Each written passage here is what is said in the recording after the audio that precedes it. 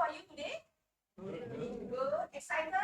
Yes. Okay. So, may I know who is listening to an e-invoice talk for the first time?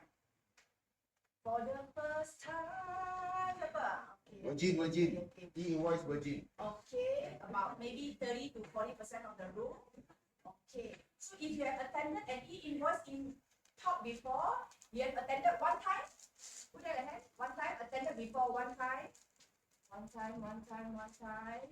Okay, all right. 2 times. 3 times. 3 times. Okay, great. Yeah. So we have people who have attended before once, and yeah, thank you for being here. It's gonna be a full day, and at any point, if you require any refreshment and all, please help yourself here. There's a lot of goodies here, chocolate lah, nuts lah, etc. Alright. Welcome to our e-invoice talk. Let me introduce myself. My name is Lily. Yeah, I'm one of your speakers for today. And a little bit about me. I graduated with a corporate finance degree from the University of Adelaide, Australia. My first job was with Arthur Anderson. And then after Anderson, and then Ernst & Young took over Arthur Anderson. So I spent 5 years in AA and EY, followed by becoming an internal audit manager with an Australian public listed company. And in 2007, I started an outsourcing company called InTune. So I am a member of CPA Australia and MIA. MIA bukan action again. It's Malaysian Institute of Accountants. And I've also done many life coaching and different trainings over the years. One of it is Action Business Coach. So I can coach people on business. I'm also a member. I'm also a certified attitude profiling advisor with Top Deck Sweden. And I've also done my years with milestone trainings. It's a life coaching. So that was 13 years ago. And recently I'm certified as a member of Institute of Leadership UK. I'm very passionate about growth for people, growth for others. And in InTune, I am the managing director. Yeah, this is part of the disclaimers. Whatever materials that we use here, it's intellectual property. Okay, training outline. So you have this training outline in your handout. I won't go through in very detail, but this is how you will go. Okay. So for people who have attended e-invoice training before, yeah.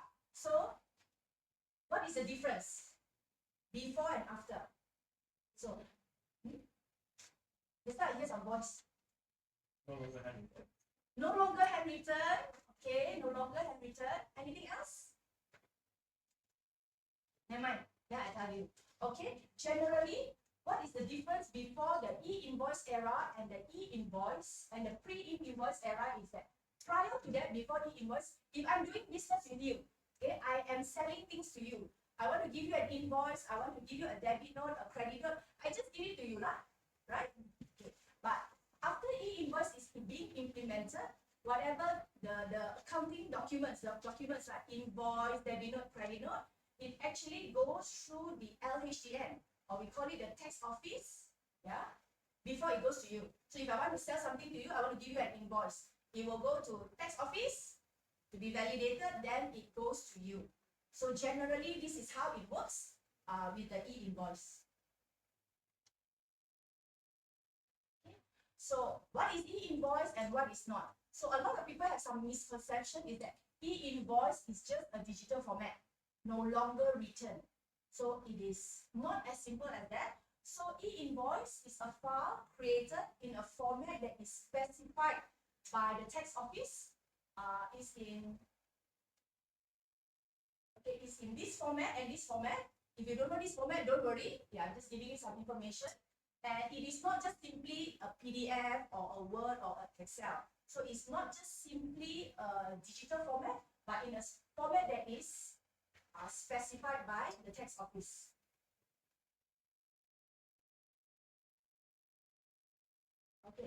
So now I need you to do an exercise. Take out your handphone. Open your photo. Jangan buat selfie tau. Take out your handphone and scan at this invoice. So this is a sample of each invoice. Too small, right? Okay, scan at this one. Scan at this one.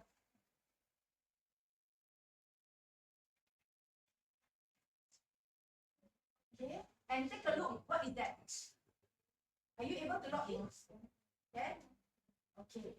Is this the first time you are looking at what is inside the e-invoice? The first time looking at what is inside the e-invoice. First time. Okay. Great. So take a look. So e-invoice, when you scan on this QR code, these are some of the information that will be shown from the My Invoice portal. And if you look at here, it's valid. Yeah? Just to give you a feel of what is it like. Yeah. Okay, everyone on? Okay. E-invoices. So there are 4 types of e-invoices. I think I would like to put it as 4 times 2. So a lot of people think that e-invoice is only for when you want to issue invoice to your customers. That's what people think. Yeah, because that's what I gather from my customers as well. Very easy lah. When I issue e-invoice to my customers means it's on the sales side. The fact is, it is not just the sales side. Even your expenses, your cost also needs to be e-invoiced in certain circumstances.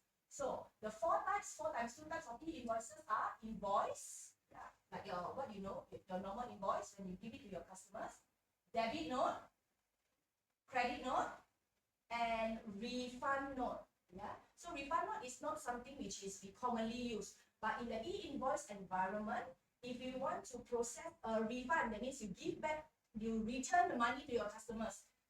You give a refund note. It is slightly different from the use of credit note in the e-invoice context. So the black ones are for the sales, whenever you are doing a sales. What I say times 2 is that, and this one in orange, these are expenses. You must be thinking, hello, expenses also now e-invoice? The answer is yes. For 9 scenarios, you need to self-bill. Yeah, it's called self-bill. What does self-bill means? It means you bill yourself.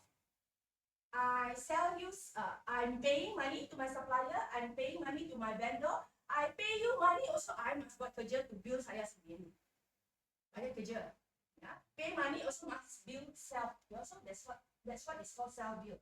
So later, at the later stage, Tommy will be covering self-bill. What are the scenarios that needs to be self-bill? So when you buy from a vendor or supplier, you pay them money, and when they don't give you an e-invoice, yeah, then you need to ask yourself whether self-bill is required or not. Any questions so far?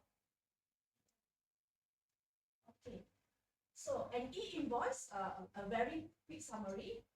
An e-invoice, there are a total of 55 fields, out of which 35 fields are mandatory. We must be thinking, banyaknya kerja, mau isi 55 kotak. Right? 35 are mandatory fields and 20 are optional fields.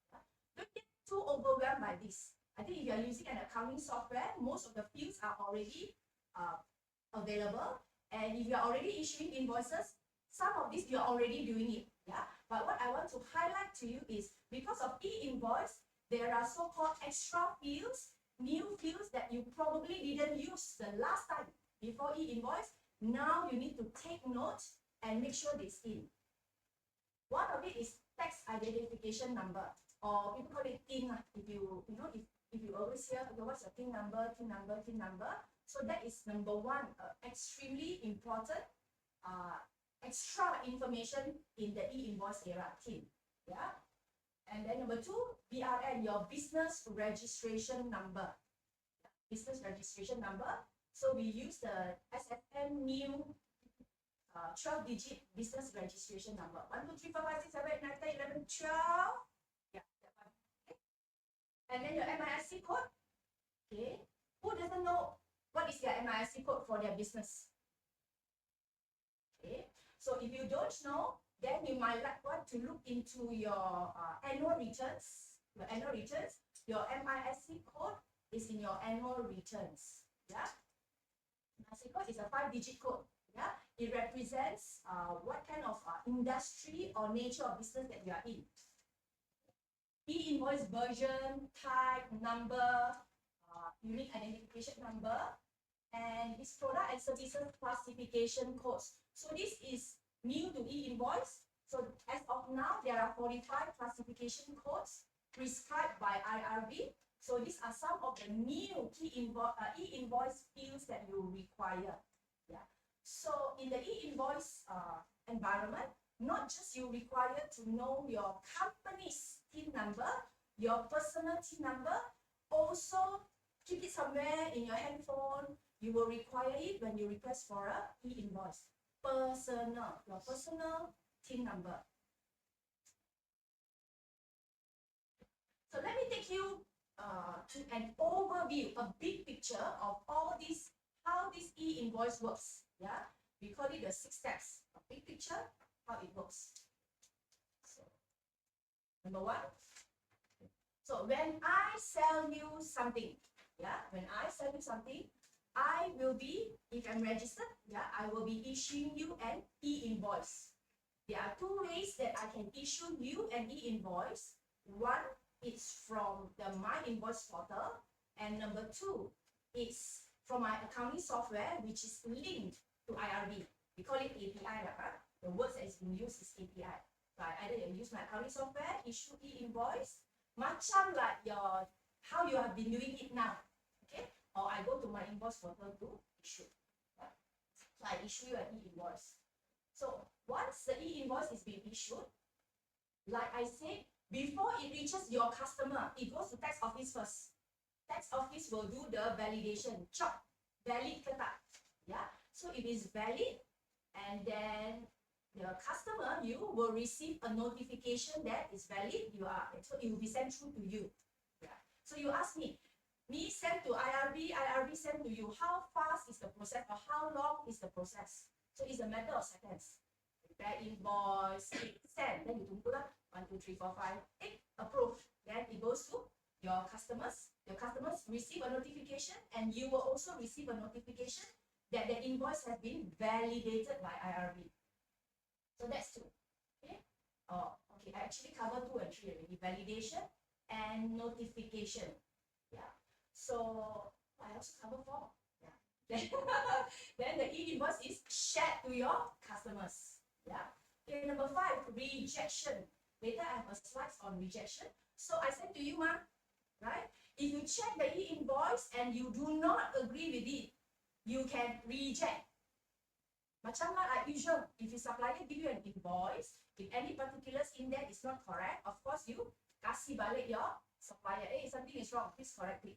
So you can reject the e-invoice. You reject, I cancel. The customers reject the e-invoice, the supplier who issue it can do the cancellation. And after that, all the information of all this that is happening will be stored in the My Invoice portal. All the information will be stored in the My Invoice portal. So overall, this is how it works. Okay. Let me give you a little bit more information on the rejection, yeah, because there are things that you need to take note. So like I said, I sent to you, if there is something in the invoice that needs to be corrected, you can reject it. Yeah, you reject it. But you must reject within 72 hours. Then you're thinking, well, I'm so free. Always, just there checking my invoice and checking the end, and whether it needs to be rejected or whether it's correct and needs to be accepted or rejected. 72 hours, golden 72 hours. So as I said to you, you don't check, you don't reject within 72 hours. Okay, before we go there, then if you reject, you must specify a reason why you reject it. Incorrect invoice, any of the fields. So you must put the reason. And when you reject it, yeah, so a notification will be sent to me. Because I send you the invoice now, it will be sent to me. And then if I agree to the amendments and that I have issued some information wrong, then I will cancel it. Yeah, I can cancel it from my invoice portal, or I can cancel it from my accounting software, depending on which software you use. Okay. Yeah, so I cancel it. So if I cancel already, nothing happens. And if I want to After I cancel already, it cannot be reused. So I need to issue you a new invoice with the details. Yeah. So if I did not accept the cancellation, then there is no changes that can be done after 72 hours. So any amendments would then, I need to debit note or credit note. So do you see what is the implication here? So the implication here is that, yeah. So in the past, I send you an invoice, something wrong. You take your time to verify. Sometimes you put the invoice there. 1 week when you are free, only verify. 2 weeks when you are free, only verify. Or when you want to make payment to your supplier, then only you verify, right? Yeah. So this is what is happening. But with e-invoice, it's no longer that way. Yeah. So you can still do that, but then there's more work. Yeah, because there needs to be a CN, needs to be a DN, and then issue again. If you tweak your processes, your purchasing processes, your approval processes, as soon as you receive an e-invoice and you check within 72 hours, it saves you work and it saves me work. Especially it saves me work because I don't need to issue a CN and then issue an e-invoice again. Okay? So the golden 72 hours works that way. Okay. All right. So e-invoice, how does it affect you, business people? Now, what are the impacts? Okay. First of all, dollar and cents. Yeah, with e-invoice, cost increase. You need to invest in your software. I know that some of you here invest, you are using a big software, ERP software. The cost of upgrading it is huge, 5 figures, 6 figures. So you need to invest in software. You are here for the training to, that's cost as well, and compliance cost. So cost will increase in the e-invoice because of e-invoice. People, yeah. So yourself as the business owners, your team, not just the finance, but some of all the other teams, members in the company, needs to learn what is e-invoice. So new things to learn, new skills to pick up. Processes. What needs to happen is that business owners, you need to go back to your company, look at each of your processes. How do you do sales? How do you do purchasing? How do you do staff claims? Look at it and see what needs to be reviewed, what needs to be revamped. Sales invoice. Some of you do backdate, right? I'm not free. Send me the goods first. When I'm free, maybe 1 week later only I send you the sales invoice. Yeah. So now you can no longer backdate it. So when you issue a sales invoice to your customers, it's dated today, and there's also time, not just date. Time. Yeah, it must be current dated and current time. Expenses with e-invoice. So when you have supplier give you an e-invoice expenses, our recommendation that you key in the same month. Yeah. So which means what? Which means, if you used to do your account only once a year, in this environment, it's very difficult because you need to do your submission every month. Last time if you used to you do or whatever you needed to do in your business, and once a year you tap out all your documents, you send to your accountant to do the accounts, it's already extremely challenging or difficult in the e-invoice environment. So everything needs to be up to date already. Yeah. So why did I say enter in the same month? Because if your supplier give you an e-invoice, the record is already on my invoice portal. Okay. Let's say today is April. If you key in next month in May, and then when you do a comparison between your P&L and what is inside the My Invoice portal, sudah tak tally. Yeah. So the best practice would be if you receive the invoice, key in the supplier invoice, you key in the same month. So expenses without e-invoice, you need to ask yourself, start asking yourself, is self-bill required? So this one I covered already. So there's more work. So perhaps in the past, when your accounts department enter an invoice, it takes them 6 steps. But in e-invoice, it may now take them 10 steps. Increased time cost. Tax deductibility, you will require e-invoice for your tax deductions, whether company and also personal or the personal relief. Now, e-invoice may also change the way you buy things. So now when you do a supplier assessment or when you want to buy things, you may already consider, do I still want to buy from suppliers who are not e-invoice registered? Yeah. So it may change your supplier evaluation. If my supplier doesn't have e-invoice, it may affect my tax deductibility. Maybe I want to change supplier. Maybe. Yeah. So this is it. And next, tax planning. Okay, so you will need to manage your accounts on a very regular basis or monthly basis, and hence also tax plan for your tax on a monthly basis. No more once a year. Yeah. So with this entire e-invoice things and all the information that is collected on the My Invoice portal, conclusion is, with a click of button, the tax office can already reconstruct your profit and loss. Okay, so this is bottom line for business people, you know. So in the past, when does IRB know how much you are making? It's probably the maximum is after 12 plus 7, 19 months, right? So 1st of January to 31st December, one financial year. Whatever sale that you make in January, you need to report your tax. Submission is July the following year, right? So maximum 19 months, baru dia tahu berapa sale you buat, berapa expenses you incur. Okay? But with this, tak payahlah tunggu begitu lama, no need to wait for your tax return. They have the information already with the e-invoice. If you experience yourself feeling a bit kanchiong, then you are on track. Yeah, so these are some of the subtle things that is not written, but from all the things that have been done, this is the message that has been sent. Okay, so this is the news that I picked from the Star on 4th of March 2025. Okay, the words is a bit small, but you can look at it in your reading materials. Essentially, IRB says that there is 66,000 e-commerce businesses not complying with tax regulations. So, if you are selling products on, let's say, Shopee and Lazada, I small business only, I only do part-time.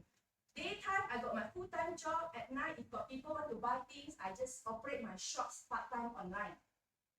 Part-time, so that's why I didn't report my tax.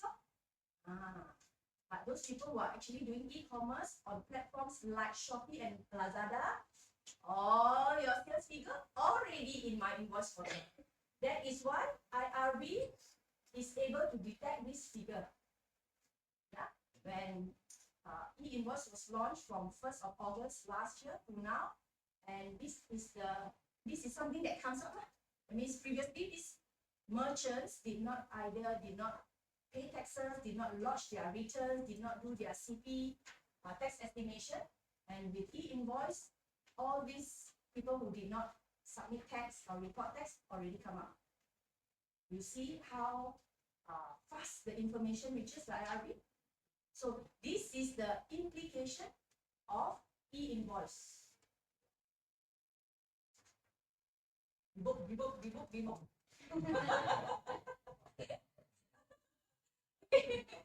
Okay, so then you ask, hey, my company, where should I start? Where should I start?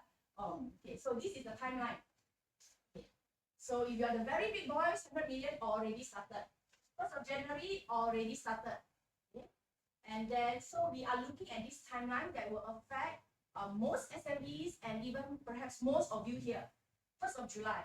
So you have approximately 2.5 months to raise to the finishing line. Yeah. So if your turnover is 500,000 to 25 million, this is the day that you should start complying with e-invoice. I think this is majority of the audience here. Yeah? And then if you're doing very small business, and your turnover or your sales is 150,000 to 500,000 a year, okay? Then you start January next year, so you got a bit more time. Yeah. So we are at the first phase. So if you ask, if my business start in 2023 and okay, rewind a bit. So it depends on your revenue on 2022. It follows the audited account 2022. It follows the tax submission 2022 to come up with this figure. So if you ask if my business starts in 2023 and 2024, answer is the same timeline applies. What if I start my business just this year or in the future? How do I apply this rule? So if you start your business this year and by the end of this year you hit the threshold, you will start in 2 years. So government give you 2 years to to get yourself ready and start. Example, if your business hits the threshold by the end of this year, you will start on the 1st of January, the second year, meaning 1st of Jan 2027. Okay?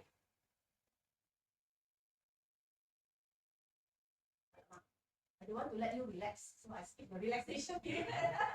Okay, so just now you saw the timeline, right? Yeah, so the timeline is a mandatory requirement to comply.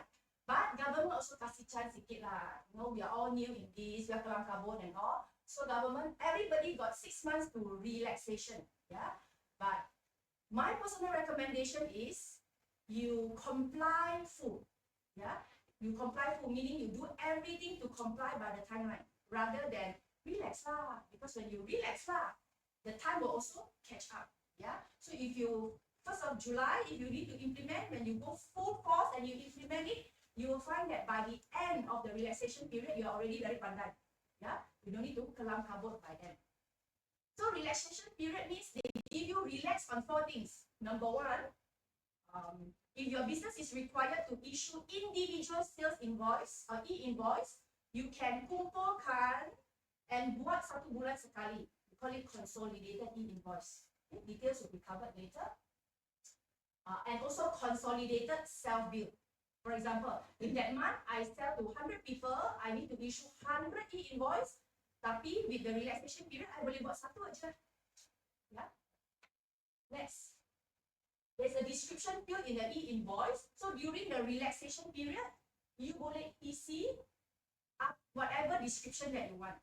Yeah. After the relaxation period, no, the description must be specific as per the requirement.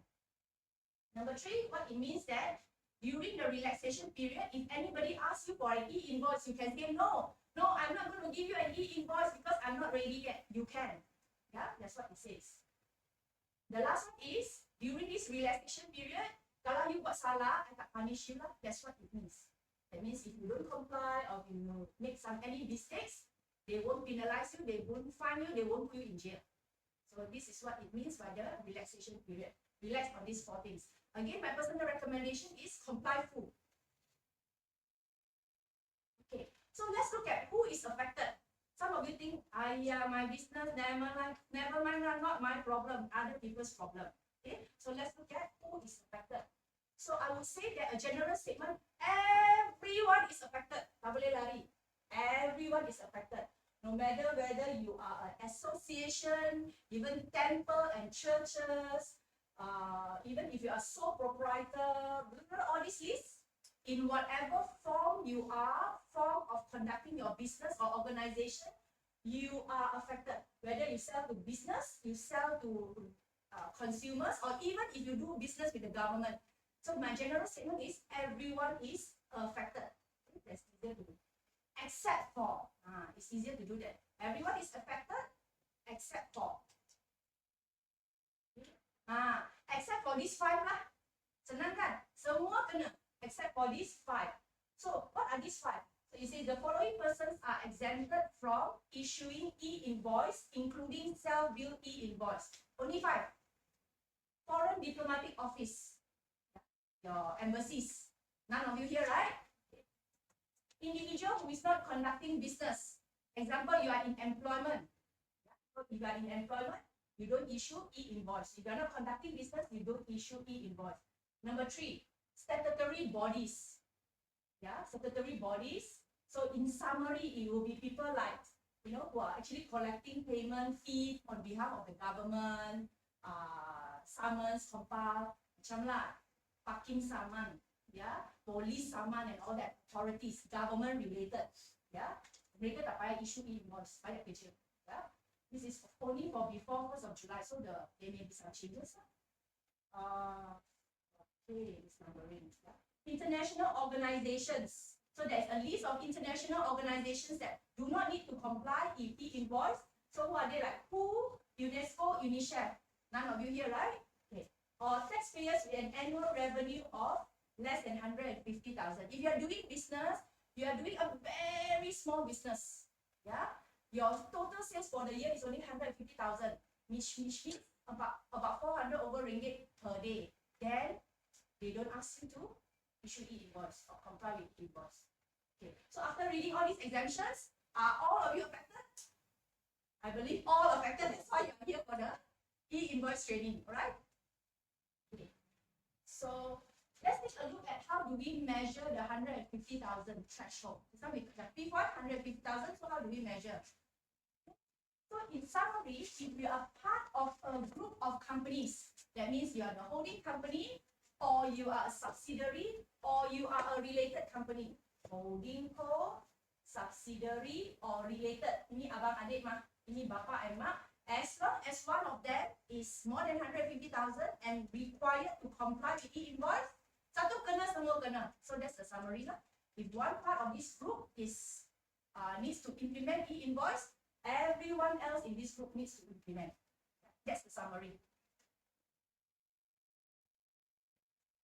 Okay, so if you are a sole prop, if you are sole prop, how do we count the 150,000 threshold? So if you are, for example, this example here, Ali has a few businesses, sole prop. Okay, Ali has an Ali Cafe, Ali Tailor, Ali Motor. Individually, the annual revenue tak sampai. Tapi sole prop mangkat, we all go back to the boss, the owner. Yeah, if semua all add together, it's more than 150,000. What does it mean? Semua also gonna buat e-invoice. Yeah. So if your total 100 more than 150,000, everyone else needs to comply. Next. Okay. So the next one explains what is exempted. That means what kind of transactions do not need e-invoice. Don't need this kind of transactions. You do not need invoice. Maksudnya, if you look into your P&L, yeah, cost of sales and into your P&L, these are the things that you do not need to issue e-invoice. Yeah. Number one, employment income. Every month I bagi you gaji. You are my staff. Bagi you gaji. Okay. Boss, janganlah minta. Don't ask from your staff. I pay you salary. You give me an e-invoice. Don't need. Okay. So you don't need employment income. Don't need to issue e-invoice. Don't ask from your staff. I pay you salary. Give me an e-invoice. So this is an exempted transaction. Pension. So your pension already. They are seniors. Give them money. Leave them alone. Okay. Don't ask them to do more work. Alimony, certain dividends, zakat, buy and sell of securities, and disposal of shares. So just to run through this list, there are 7 items that does not, these kind of transactions do not require e-invoice. Okay, this is the question I think every business owners or the organization will ask. Okay, with all this information, how do I start? So I would I would recommend that the entire e-invoice process is summarized into 3 sections. So how do you start is, first you need to look at your people, okay? Your people readiness. So you need to look at who in your company that you need to assemble to champion. To champion is to project manage and to actually carry out the e-invoice implementation. Who? The boss yourself, your financial controller, or who? Or your general manager. Yeah? And on the day-to-day basis, who will be the people who is doing the e-invoice preparation, submission? So people, most importantly. Yeah. Secondly, how do you start? You look at the processes. Review every process in a company. Sales administration, procurement, your logistics, your IT, your HR processes. What are the processes that needs to be tweaked so that it can comply with e-invoice? And number 3 is technology. That means you look at your company software, your CRM software, your point of sale system, yeah, for restaurants, for retailers. So you want to be looking at that. So this is how you start. Look at the 3 areas. Yeah. Okay. Next. Okay, let's go to people first. So if you know, many people or many bosses have the impression that e-invoice finance punya problem, bukan saya punya problem. Boss say, if the boss say it's finance punya problem, not my problem, absolutely wrong. Or, hey, I'm working in purchasing department, e-invoice are nothing to do with me lah. You finance people need to do the work. wrong. Okay, so e-invoice affects everyone in the company. Everyone needs to play a role. Everyone has a different role to play in the company to implement e-invoice and also to execute e-invoice on a daily basis. No escape. Okay, not just the finance people. Yeah, the finance people always go, "Ayah, why me again? Last time GST also me, now e-invoice also me." So no, so everybody is affected. So let's see how everyone is affected. Yeah. Okay. So if you are in the sales department, if you are a salesman, then how are you affected? Yeah. So if you are running a retail staff or retail business, you will also need to train your salespeople to respond to a request for e-invoice. So this is an example. Yeah. So I go and eat at the restaurant. Then one customer said, "I want e-invoice." So the retail staff also needs to know how to respond to that request. Yeah.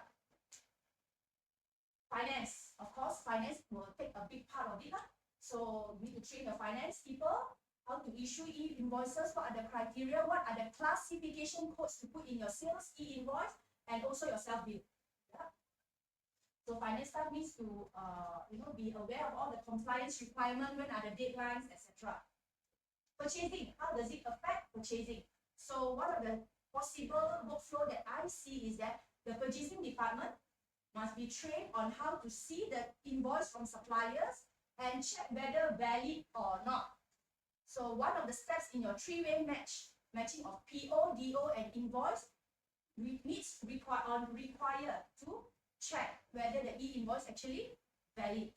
Yeah, so purchasing department. And like I mentioned earlier, if you are in the purchasing department, the vendor selection may affect your vendor selection process.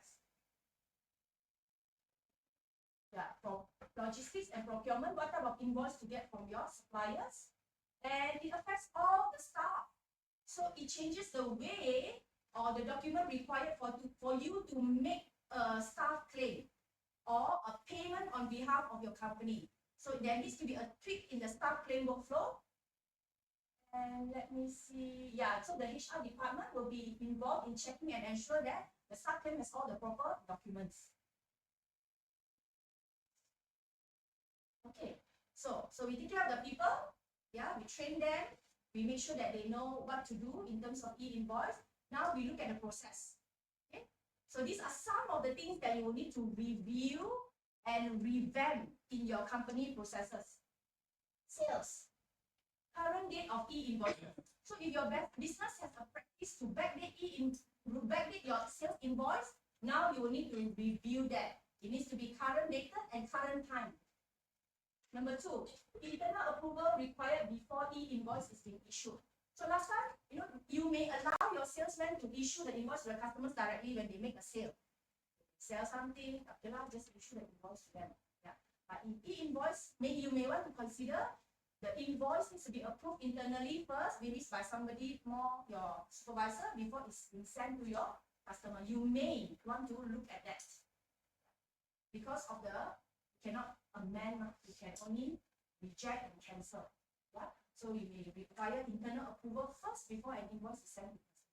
I don't know. You will need to adjust and adapt it to your company. So rejection from buyers, 72 hours. Cancellation by supplier within 72 hours. So how does it affect you? So your three-way match in your company, how do you want to do it? So every invoice that you receive, you may have a SOP that all supplier invoices that we receive, we will need to do the three-way match within 2 working days, example. So you need to review that. B2C, how to handle client's request for e-invoice. B2C, setting policy for request of e-invoice. For example, so if you go to, example, KFC, okay, you buy something, they will give you a receipt, right? A normal receipt with a QR code. Later we will see. Yeah. So if you look at some of the wordings there, it says that you must actually request for the e-invoice within 3 days from the purchase and maximum 3rd of the following month. So you need to set the policy. Yeah, we will look at the example later. Okay. For finance, you need to review your process of issuing e-invoice, CNBN and refund note. Self-bill, how are you going to manage your self-bill, 9 scenarios. And the next one, reconciliation.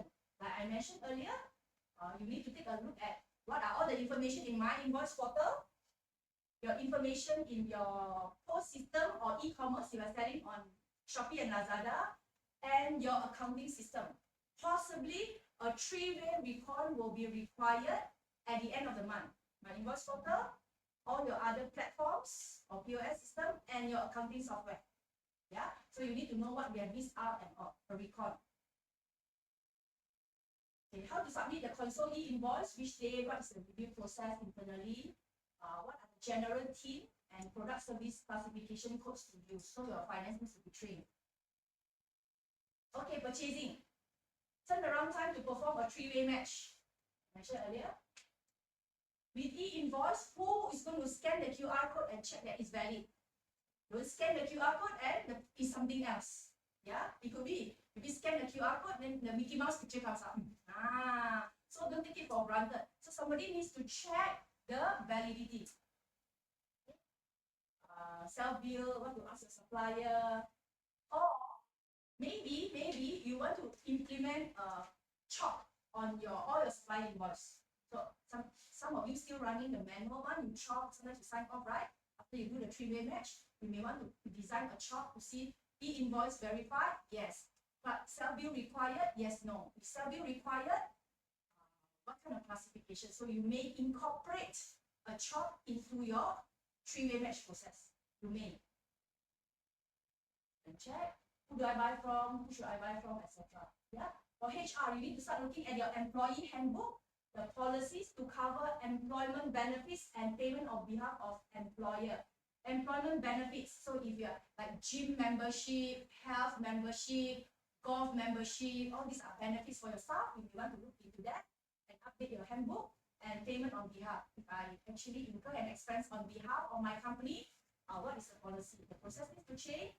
And what is required is that if you are incurring expenses on behalf of your company, have your company TIN number with you all the time.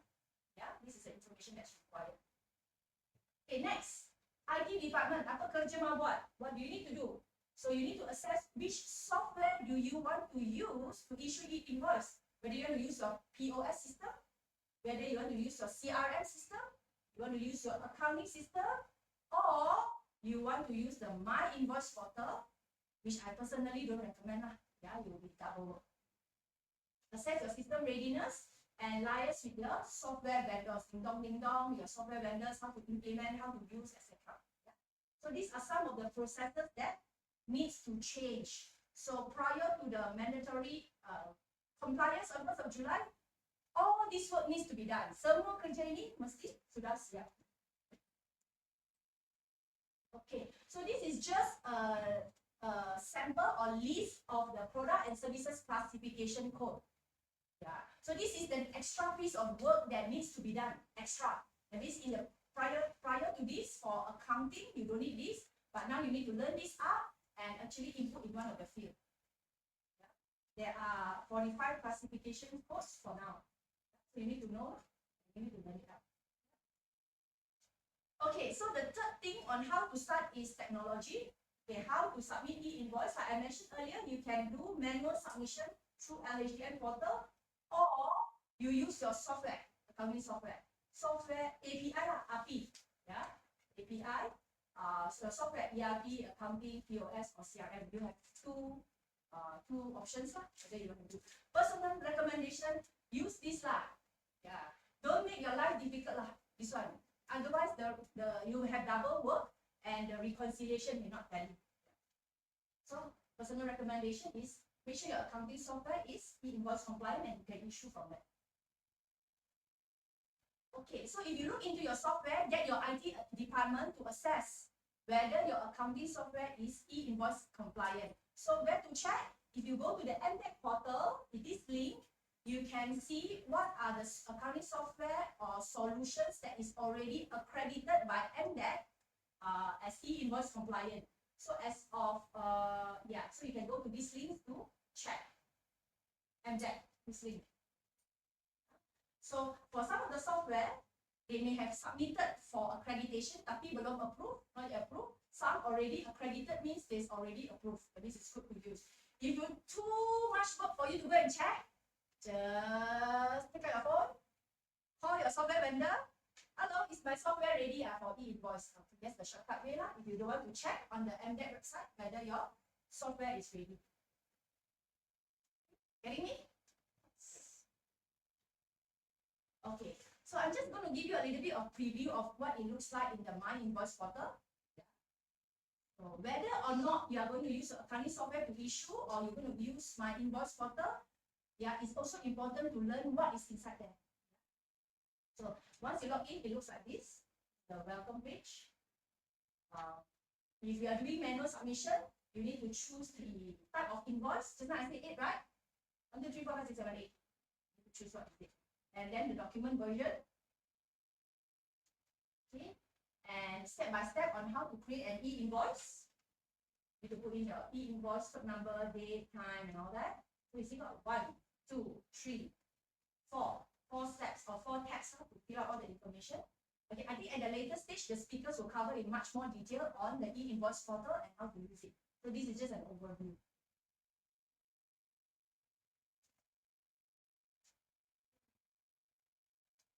Okay, so I will also be playing a video. So this is macam like if you go and see movie, that's the trailer.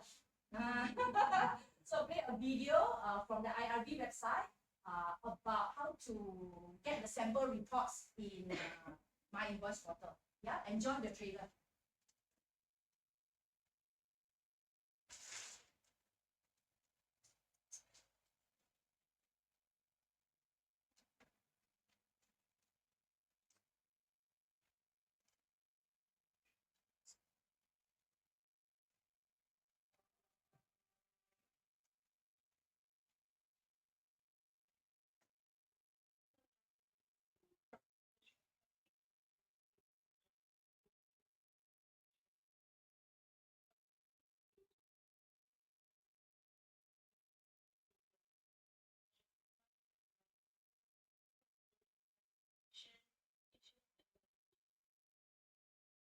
Review of the document reflects the information such as supplier and vendor information, line items, and additional information that was keyed in during the document issuance process. The QR code embedded from the print preview will redirect the taxpayers to the analysis page. At the My Invoice landing page, select the document button at the left side of the navigation panel. You will be able to see the list of missing documents. There is a deep page allows you to manual search results heading. Users can choose to view the submitted or received documents by switching tabs. Users can click on the filter icon to search for specific documents. The filter icon will bring on a pop-up for users to check the documents viewed or internet review of the documents before switching. Click on the file filter to filter all the documents based on the information that the user has keyed in. Filter to cancel out an example email. Filters can also be applied to the type/version constraints column. To remove filters, click on Clear Filters on top right corner. Users can also generate their document history in Excel form by clicking on the Export button on the top right corner. This is what the document history in Excel form looks like after you export. Users can create a user ID to open the document details page. Here, users can read the details of the e-invoice from the document history. Next, you will be looking at how to create physical copies from the portal. When viewing your documents in visual mode, there will be a print button on the top right of the document. Click the print button. This will open up the detailed view of the documents with a generated QR code embedded in the document. Click the print at the top right corner to print out the invoice. On top of that, highlighted box shows the menu of the suppliers and miners can use when referencing the invoice to documents, such as debit, credit, or finance. It's also noted that the normal e-invoices can be referenced to the credit, debit, or fine amount, while self-bill invoices must be referenced to self-bill, credit, debit, or fine amount. If the QR code is scanned, This is the anonymous stage actual for validation status, along with information that was provided. The anonymous page really contains it displays key information that have been included within the problem. As you can see, the anonymous page displays all the licensing, available now and new issuance, submission and validation. Similar to the printer of the invoice, the URL could be referenced to other invoices can be found where it was highlighted. You can also access the anonymous page from the document page. In the documentation page, click on Tab Publicly. There will be a pop-up with the anonymous page link that provides the link to the page. When the copy link is clicked, the notification bar will appear to show that the link is copied successfully. When the link is pasted on the URL bar, it will open the document as shown in this sample. Similarly, the document URL to be used in referencing edit, edit, or refine code can be found where it is highlighted.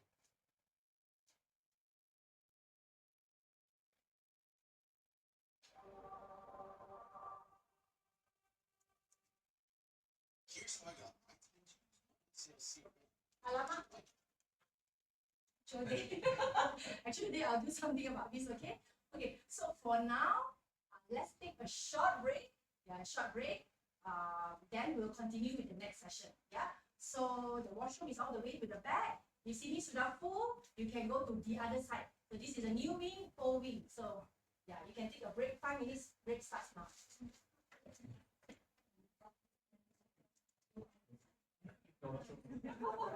Don't faster than we can.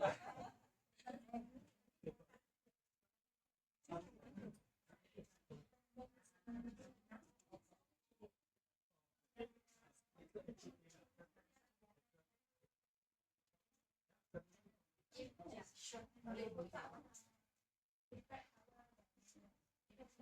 How long have you been? Okay, 2 3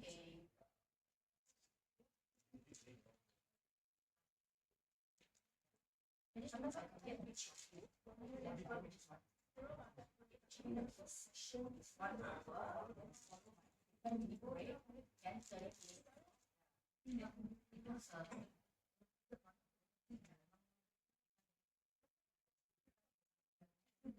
Thank you. We like to have a slide start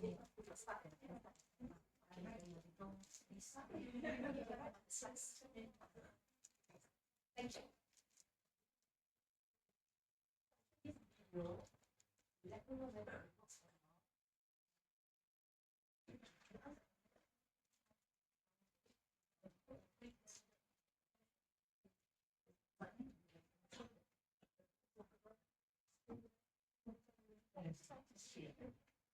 not.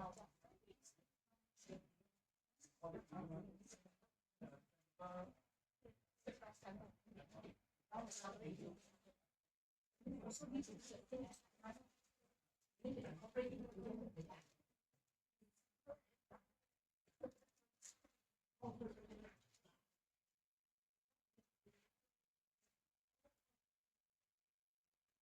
yes, in a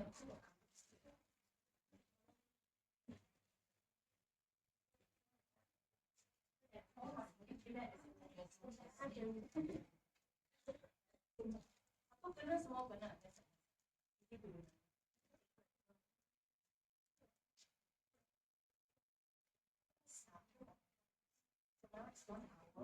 Oh ya. Yo, tungguin.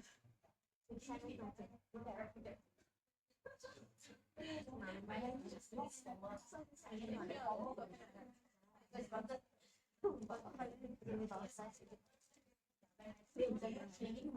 is all toned down.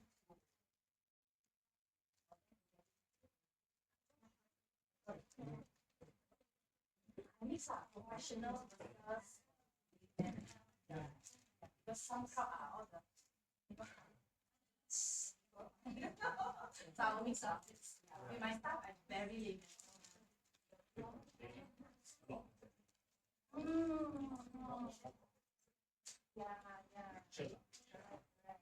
Professional.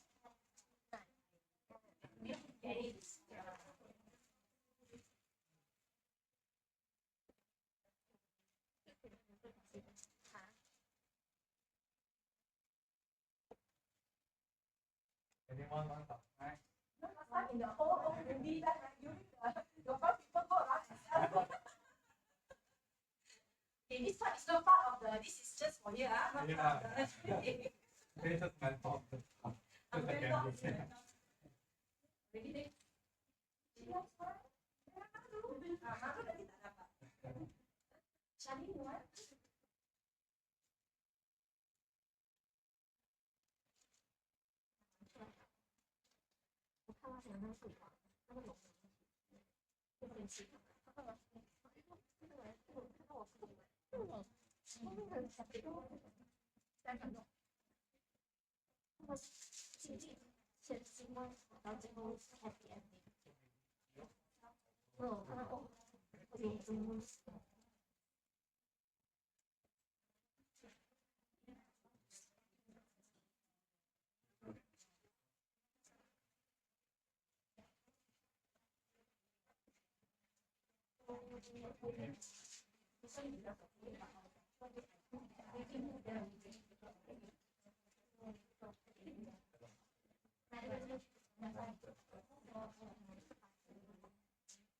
Cepat, siapa kawan tolong balik.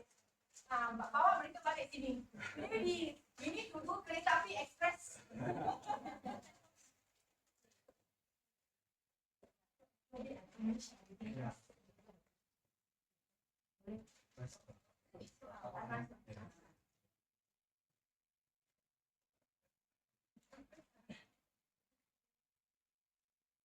Check your buddy, check your kawan, siapa tolong balik.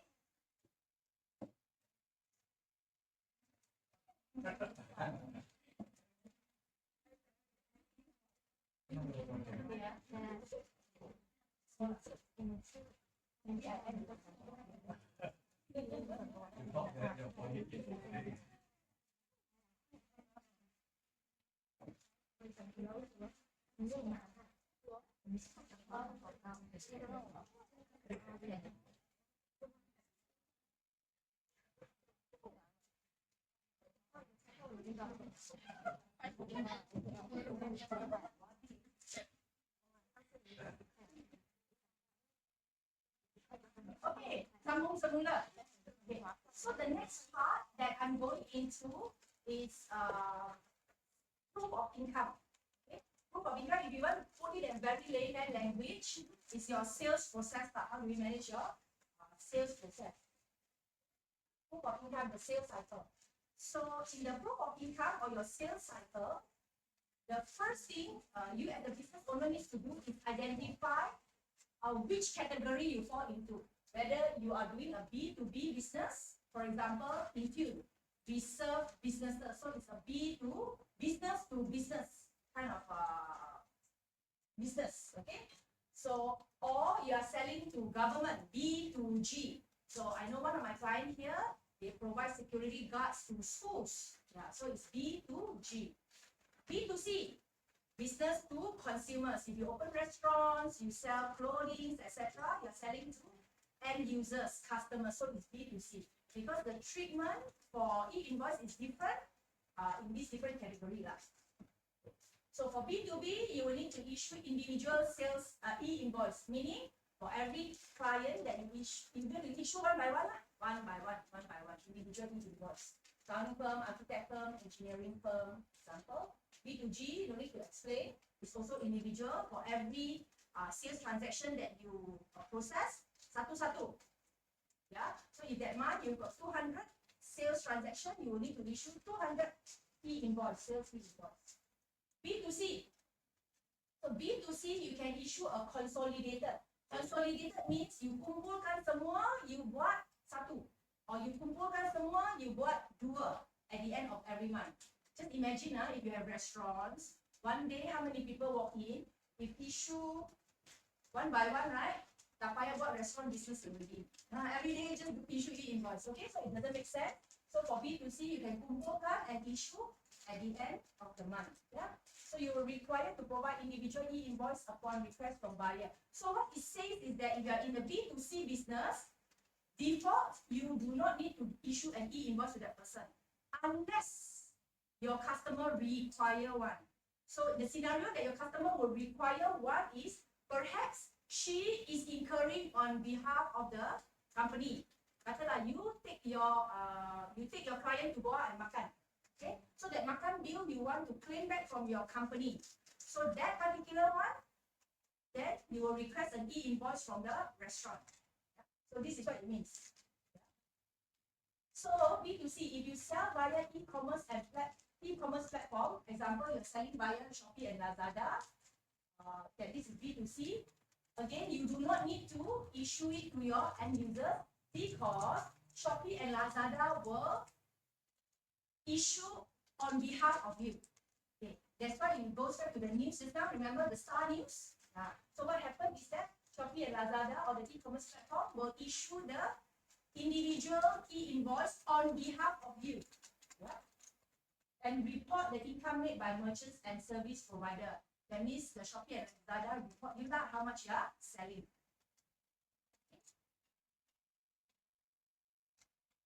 Okay. So how does a B2C issue e-invoice? So to assist suppliers in complying with e-invoice requirements and to reduce the burden to both supplier and buyers. Now I said right, everybody going to issue everything inside. You don't have time to cook. Just issue invoice. The IRB allows the suppliers to consolidate transactions with buyers who do not require into a consolidated e-invoice on a monthly basis. Okay, so you say, let's say you operate a F&B.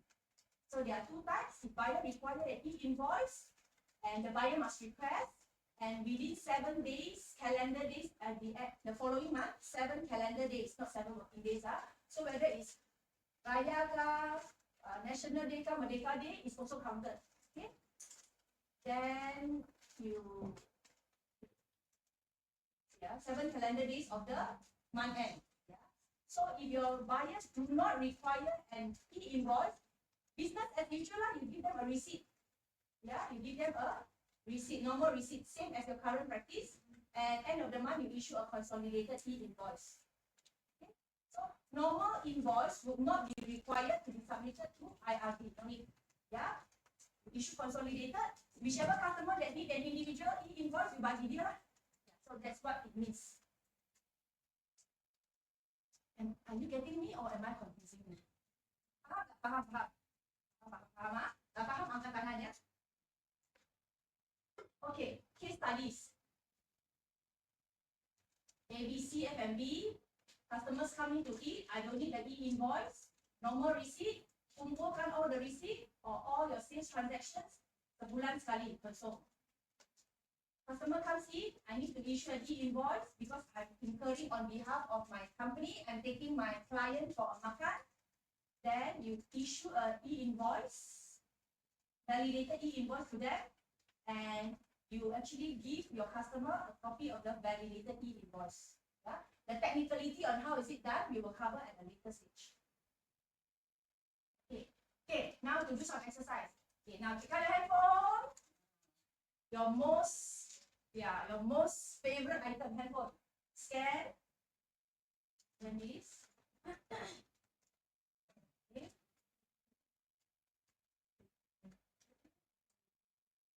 So if you're operating a B2C business, you may want to consider a software that actually allows you to incorporate a QR code for your customers to request for e-invoice.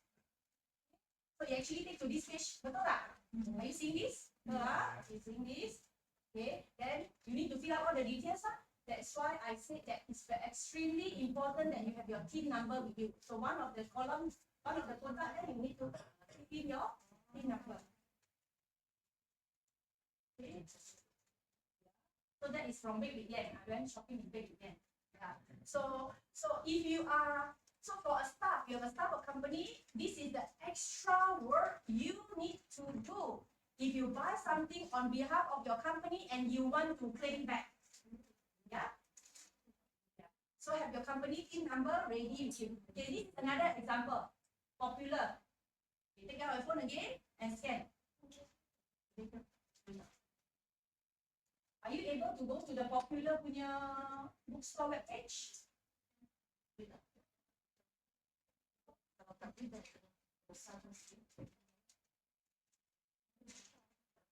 Can you go into the web page, Popular bookstore web page?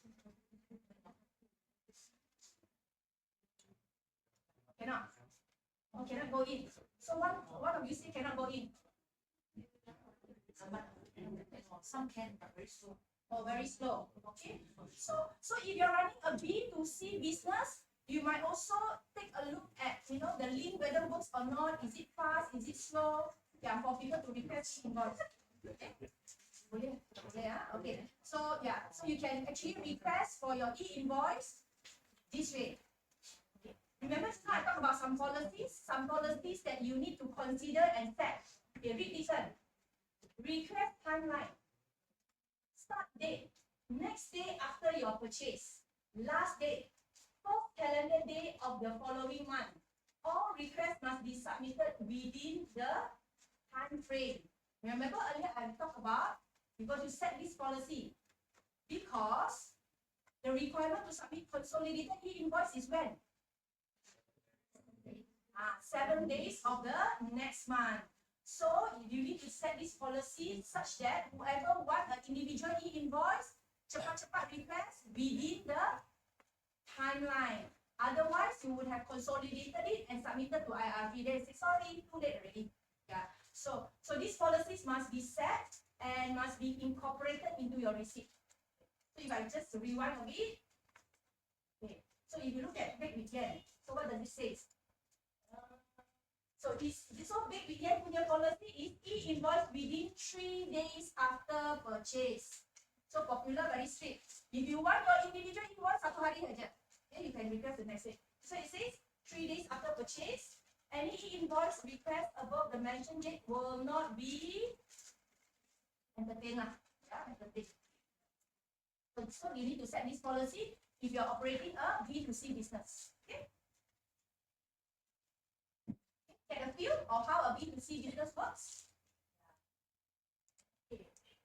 All right. So this is a sample of consolidated e-invoice. So B2C, yeah. You see, there's so much more info.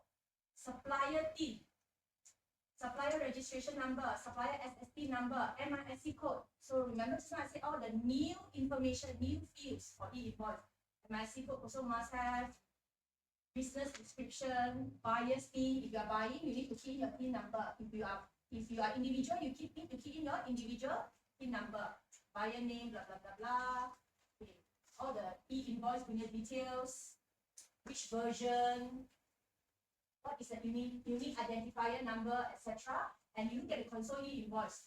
So look at this, right? Classification 004 is general public. Yeah, classification. So this is one of the 45 classification codes that I mentioned just now. So description, this number to this number. Total up everything, this is your total sales. Okay. Take a guess. What is there a gap? Take a guess, you see? 110 to 12. Eh, mana 13? Where's 13? Then you look. 14. Eh, then it starts with 60 to 50. Then 51 missing. It starts with 52. So what does that mean? Anybody want to take a guess? Yeah, very pandai. Yay! Okay, so in this restaurant, what happens is that there is individual who come in to dine that requested for individual e-invoice. So when you have individual e-invoice, that means the copy already in IRB. So you need to keluarkan, you need to omit. Yeah, you need to exclude whatever individual e-invoice that has been issued from your total sales.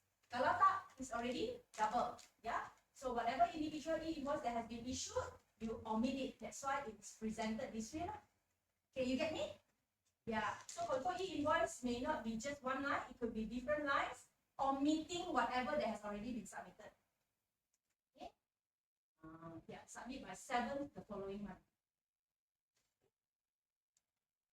Alright, so just now we mentioned that for B2C, if you are selling to an end user, selling to a consumer, you can issue consolidated, just once a month consolidated, right? Okay, so there are also exceptions. So for this one, even if you are selling to B2C, this one you cannot do consolidated.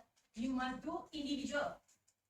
So these 7 industries, Even though you are selling to B2C, you must do individual e-invoice. First, automotive. That means you're selling car, new car, used car, whatever car. Individual e-invoice. Okay. Aviation means if you charter a plane or if you actually buy or all the big boys like Mars, Air Asia, etc. They cannot do consolidated. They need to do individual. And you see, postponed. So there are some issues to be resolved. Currently, it's postponed. But if you are buying air ticket, you want to request for invoice, boleh. Yeah. Luxury goods and jeweler. Yeah. Companies like Pokong and all, they are also selling to consumers, right? Yeah, they need to issue each individual e-invoice. But this one also, it says that taxpayers are allowed to issue consolidated e-invoice until further notice. It means something needs to be sorted out first. So whatever that needs to be sorted out is sorted out, all the kedai emas and all the jewelry shop, they need to issue an individual e-invoice for every customer that walks in to buy. Construction, wholesaler of retail and retailers of construction materials. License betting and gaming, 4D, Toto, Big Sweep. So if whoever win 4D, Toto and Big Sweep, the company will e-invoice you. Yes, that's what it means. Yeah. Casino and gaming machine exempted until further notice. Means if you still go to Genting, you win some money, okay, you don't get reported yet until further notice. And payment to agent, dealers, and distributors. So if you look into your business, and if you do commission payment, incentive payment to your agent, dealers, and distributors, which we call ADD, you need to report individually. Yeah, you need to report them. Yeah, which later Tommy will cover in very greater details. So, this type of industry tak boleh issue consolidated e-invoice. Okay, so again, you come here to know what do you need to do, right? I'm here to know what do you need to do. How do I start? I don't know where to start. So this is how you start. This is a repeat slide if you notice. So go back, get your people together, ready to implement and ready to do e-invoice on a daily basis. Review your workflow and processes, every workflow and processes, and also take a look at your software. Which software is ready and which software you are going to use to issue e-invoice. So this is how you start these 3 areas. Okay, so in Malaysia or in all countries around the world, if they actually have a law and you don't comply, or penalty lah. Else, siapa mau ikut, right? Who would want to follow? Yeah. So the law says that if you do not follow, these are the penalties. So for the person who is issuing the invoice, if you do not issue e-invoice, if you do not or fail to issue self-billed e-invoice or consolidated e-invoice, in summary, if you don't follow the rules, you will be fined 200 ringgit to 20,000 ringgit per transaction. Per transaction, okay? Or they put you in jail 6 months. But they don't put you in jail, no space already. Very frank. And they need to feed you, so they won't put you in jail. What they want, you probably get fined. Okay? So this is a penalty. Yeah. Okay. And for buyer, if you buy, okay, if you incur an expenses, you buy something. If you don't get an e-invoice, what is your implication? Yeah. For businesses, your expense may not be allowed for tax deduction purposes. And for personal, remember when you do your personal tax submission, there is tax relief. Yeah, example, you buy breastfeeding equipment. Yeah, there's a tax relief. If you don't have an e-invoice, the implication is you may not be allowed for deduction. So that is the strictest of the rules. When are they going to implement it? We will need to wait for the announcements. I think for now, everybody is learning, everybody here is just adjusting to it. They are less strict, but this is what is already in the law. Yeah. So my recommendation is comply immediately, comply with food immediately, so that you can actually prepare yourself and your team for the eventual. Yeah. When they finally enforce it in full and strictly, no worries because you already comply.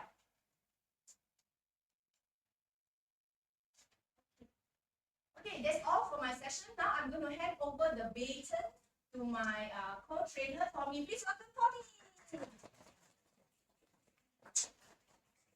Thank you, Lily. Good morning, everyone. For those who don't know me, I'm Tommy.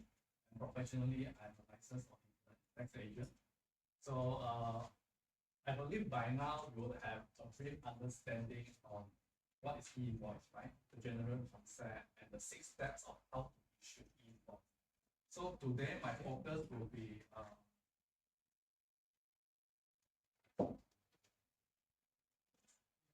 okay. So today my focus will be on proof of expenditure, and this is another big aspect under the e-invoice framework. So before I start, maybe I would like to ask what are the examples or type of proof of expenditure that you can think of in a business? Receipts, yes. What else? Under our current practice, the common one would be invoice, right? So these are the commonly used documents that we use as a proof of expenditure. And why is it important? Why is it important? Yes, yes, you are right. Why proof of expenditure is so important? Because we need it to plan for tax deductions. When your accountant, your tax agent, when you go through, you submit your yearly tax, first thing they will ask whether these expenses is incurred for the business purpose or not, right? That's the first question they will ask. Next is, please furnish me supporting document, invoice, receipts, contract, payment vouchers, anything, all right? So these are the commonly things that they will ask for. So if without proper proof of expenditures, then we might be problem when it comes to tax deductibility. Okay, so that's why it's important. Another thing also is required by Companies Act, Income Tax Act, where we are required to keep for 7 years, right? Accounting books and records, including proof of expenditure. All right. So you can see now I listed down the examples or types of proof of expenditure that we currently practice in the business. Normal invoice receipts. If I payment to agent, I'll issue certificate to them. All right. If I have declaration of dividend, probably the cost that will prepare director resolutions, they'll prepare dividend warrants. But what is new after the implementation of e-invoice? You can see the one that I highlighted in red. So we already covered on e-invoice. So if can, in best case scenario, please obtain e-invoice from your supplier. But there will be circumstances where you might have difficulties in obtaining e-invoice. So in that case, what should we do? Right? We got no choice but to issue self-billed e-invoice. But what I try to tell here will be these two got no impact to the tax deductibility. There's no changes in the tax law, right? When we talk about tax deductibility, it's about whether the expenses incurred is wholly and exclusively in the production of the gross income. So right now, there's no changes in the tax legislation to say that without proper invoice, you can't claim for tax. No. Until and unless they change the legislations, I don't know when, probably in the upcoming budget, they might change it to enforce without e-invoice or self-bill, you can't claim for any tax deductions. But for now, you still can keep this, but of course, you'll be risking in not complying with the e-invoice requirement, which just now Lily has shared. The penalty is 200 up to 20,000, of course, with 6 months imprisonment, right? That's the maximum penalty that we are looking at. So, all right. So today I'll be covering mostly on self-bill, and this is the major aspect under the e-invoice framework.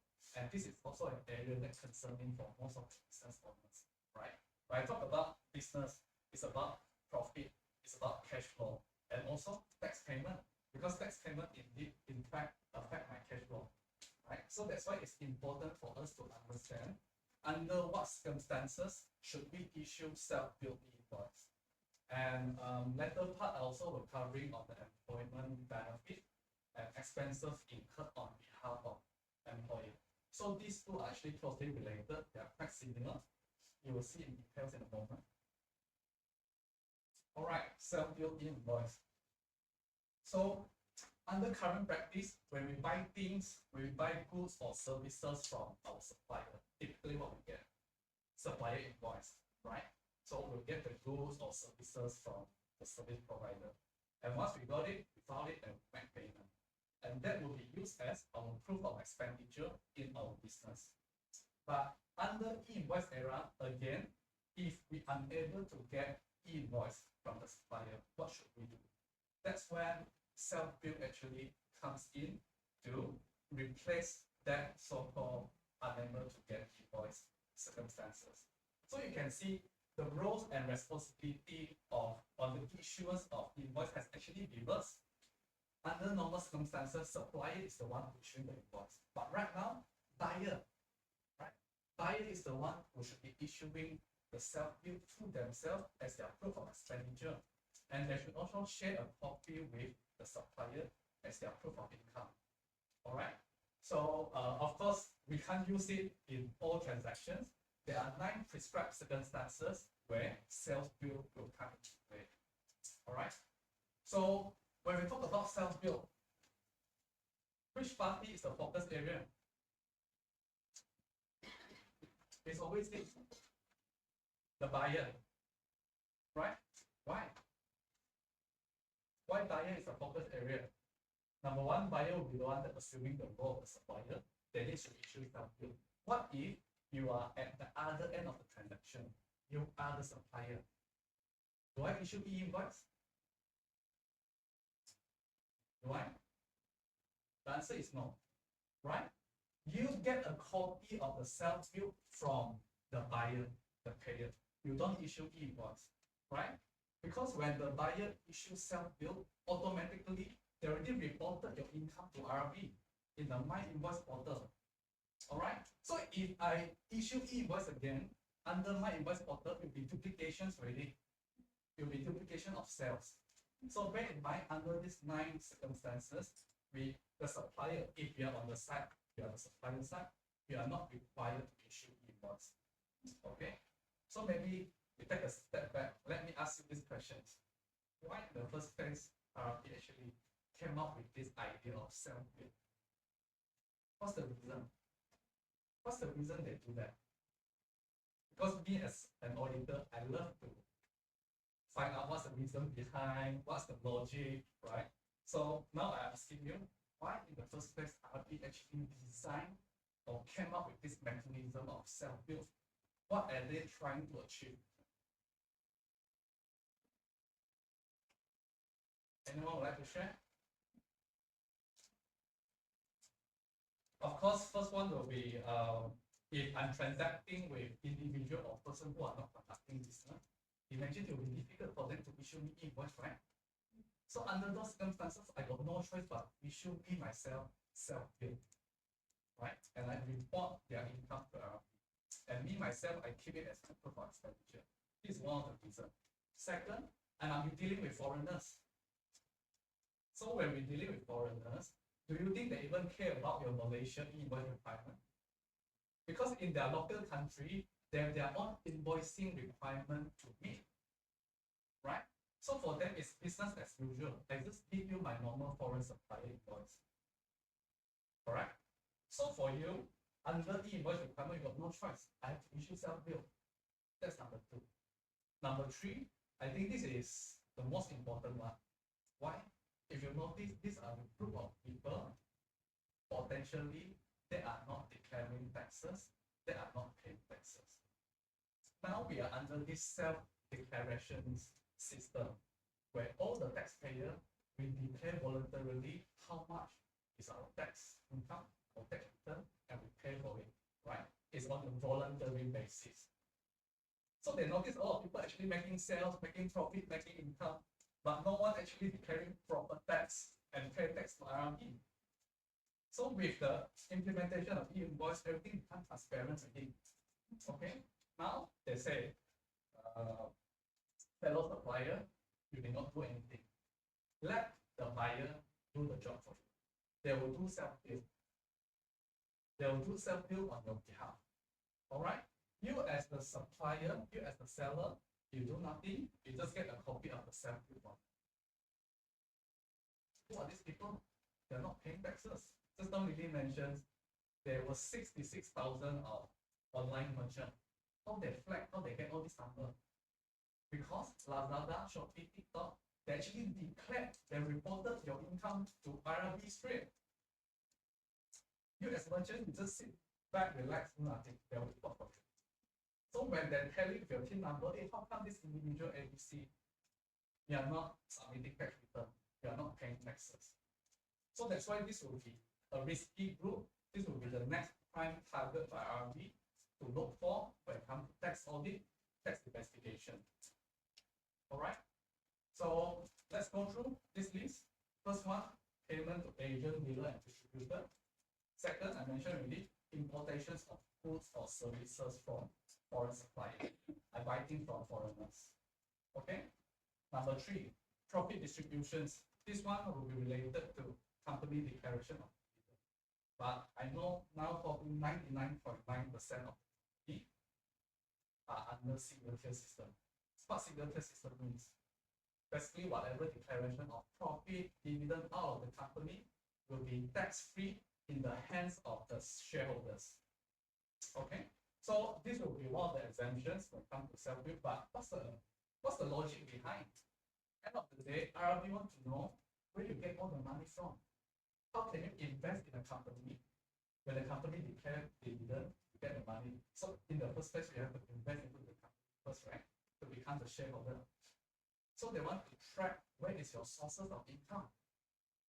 Have you declared accurate, correct income tax before?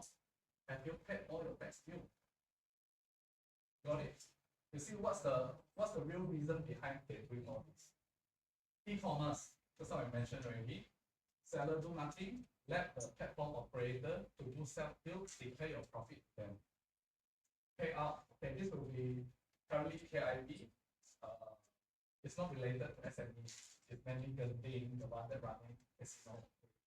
Imagine one day I have thousands up to 100,000 of gamblers working in my casino. So how do I determine who should I issue self-bill? Right? There are so many individual gamblers out there, and how much the amount that warrants me to issue self-bill. So all these things are still under review, and we are still awaiting further guidelines from our. Okay, number 6, just like I mentioned, what's the reason? If you are transacting with someone that is not conducting business, it's nearly impossible for them to issue invoice, right? So I got no choice but to issue self-bill myself. All right. So far clear on this 7. We have 2 more. Okay, sorry, I have 3 more. Okay, when we talk about interest payment, in general, all the payer of the interest payment, you are required to do self-bill. Okay, imagine if I getting loan from any third party, where I'm paying them interest, they're charging me interest, right? I'm paying them interest expense, and me as the payer, I'm required to issue self-bill. Of course, under interest payment, there are 5 exceptions, which I will go through in a moment. Number 8, claims, compensations, or benefit payment from insurance. Why they actually scope in insurance payout, the compensation? Think about it. Because they want to know what's the underlying asset that actually you insured for insurance. For example, today, if I own a property, touch wood, fire happen to that property. Okay? But good thing, I already insured for insurance, and I submitting for claims, insurance claims. So in this case, the insurance company will have to issue self-bill, declare to IRB that you're actually getting this compensation benefit from the insurance company. Then IRB will ask, where do you get all your money from? How can you afford to own that property, that asset in the first place? You see, they can track all the way back to what are the underlying assets that you are insured for, right? And where do you get all the money, all the income from for you to afford to buy that property? So what I try to tell here would be, end of the day, this is how RB try to surface those individual or people who are not declaring accurate tax and they are not paying for it. So with this, I would say this self-bill mechanism is beautifully designed, is very powerful. And in this era of digitalization, everything can be very transparent. They can just surface you out and they do their risk analysis, they do their risk profiling, and what they will do next. Enforcement action. I do tax audit, I do tax investigations. If really you are under declaring your taxes, you have to pay with it together with the penalty, everything. All right. So the last one, reductions of share capital. Okay. So if I invest in one company and today they decide to reduce the share cap and there's a return of capital back to the investor. So under these circumstances, the company who make the payment, return the capital back to the investor, they have to issue self-bills. All right. Maybe I give you another example. As you know nowadays, a lot of entrepreneurs, new company, startup. How do I raise funds when I need money? Probably they will issue redeemable preference share, right? When I issue shares, I will get money, right? I will get investment money from all these investors. And I'll promise them I'll pay you fixed dividend, maybe 5% annually. But at the end of 5 years, I will tell you, okay, I will redeem it back from you. I'll pay you back your capital. At the point when I pay back to the investor, I'm required to do self-bill already. Again, RB want to know, where do you get all this money from to invest, to buy the preference share? So all trace back to source of income. How can you afford this? How can you afford that? All right. Any questions? Clear? These are the 9, but of course our focus will be on the 6 today. We won't touch in details for claims, return of capital, and also payouts of gambling because it's not that related to SME businesses. Okay, let's go through to the first prescribed circumstances for self-bill. All right. So in general, this is the overview of agent role. How many of you here actually engages agent to do your business? Maybe a lot, maybe some, right? Definitely, this is one of the items that company you use. Why they engage agent in the first place? Because agent maybe they have market expertise. They know the market well, right? They have better connections. They have better market outreach. So that's the reason why I engage them. So they will help me to facilitate sales. Okay? When they help me to facilitate sales, there's a sales confirmed from this transaction. I will pay them in return X percentage of sales, for example, as a compensation, as a benefit, as a remuneration to them. All right? So you can call it as payment of commission or referral, introductory fee, any terms you call it. But end of the day, what's the underlying role? Facilitate sales. Okay? It can be any term, it can be any individual. Not necessarily you call it commission, but if it's playing the same role as facilitating the sales, it will fall under this scope already, payment to ADD. All right? So this applies to individual as well as non-individual ADD. And you will notice for e-commerce platform operator, they do charge platform fee, commission fee. For those that are not stored under self-bill, they are required to issue invoice to the merchant. The traders who sell their product via their platforms. Okay, there's exceptions for e-commerce. They have to issue invoice. The rest of it, the payer, they have to issue self-bill. Okay, this is the one slide that I want you all to focus. So we talk about payment to ADP.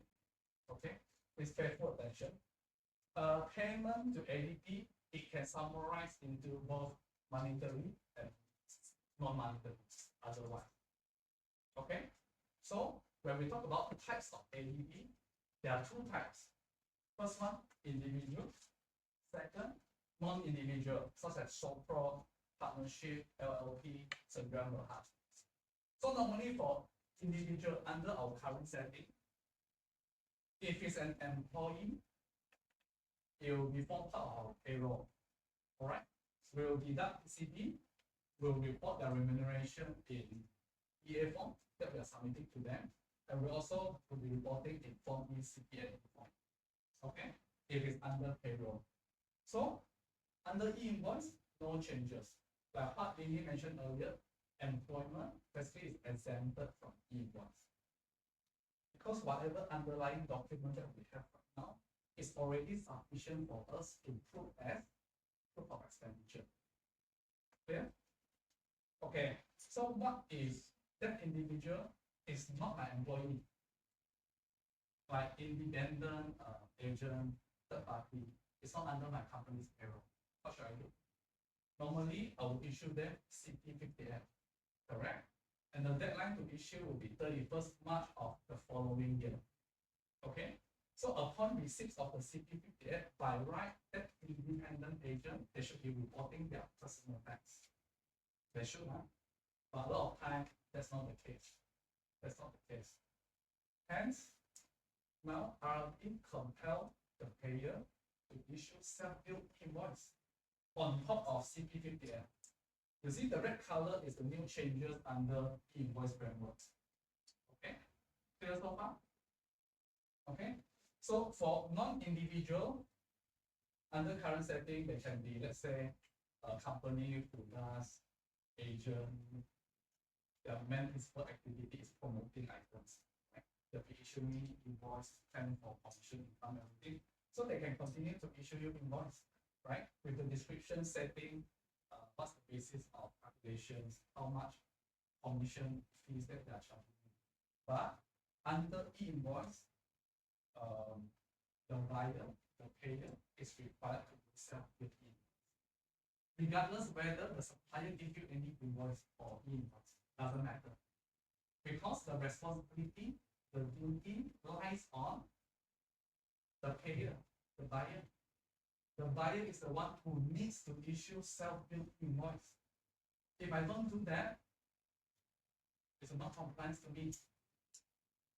Right? Again, why? Because a lot of all these agents, they are not paying their tax. Now they say, save your time, you don't do anything. I report for you. I report on your behalf. So if you don't do that, then good luck to you. They can come to you anytime because they already have your records. They already know how much you are making, how much you are earning. Clear?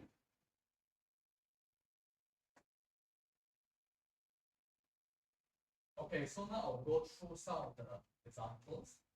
Hopefully this will, in a way, enhance and strengthen whatever that I've just explained. Okay, so this is an example of monetary payout. So Max earned 10% commission on the 1 million sales that he sold on the heavy machinery. So in total, 100,000 of the sales income, the commission income. So in this case,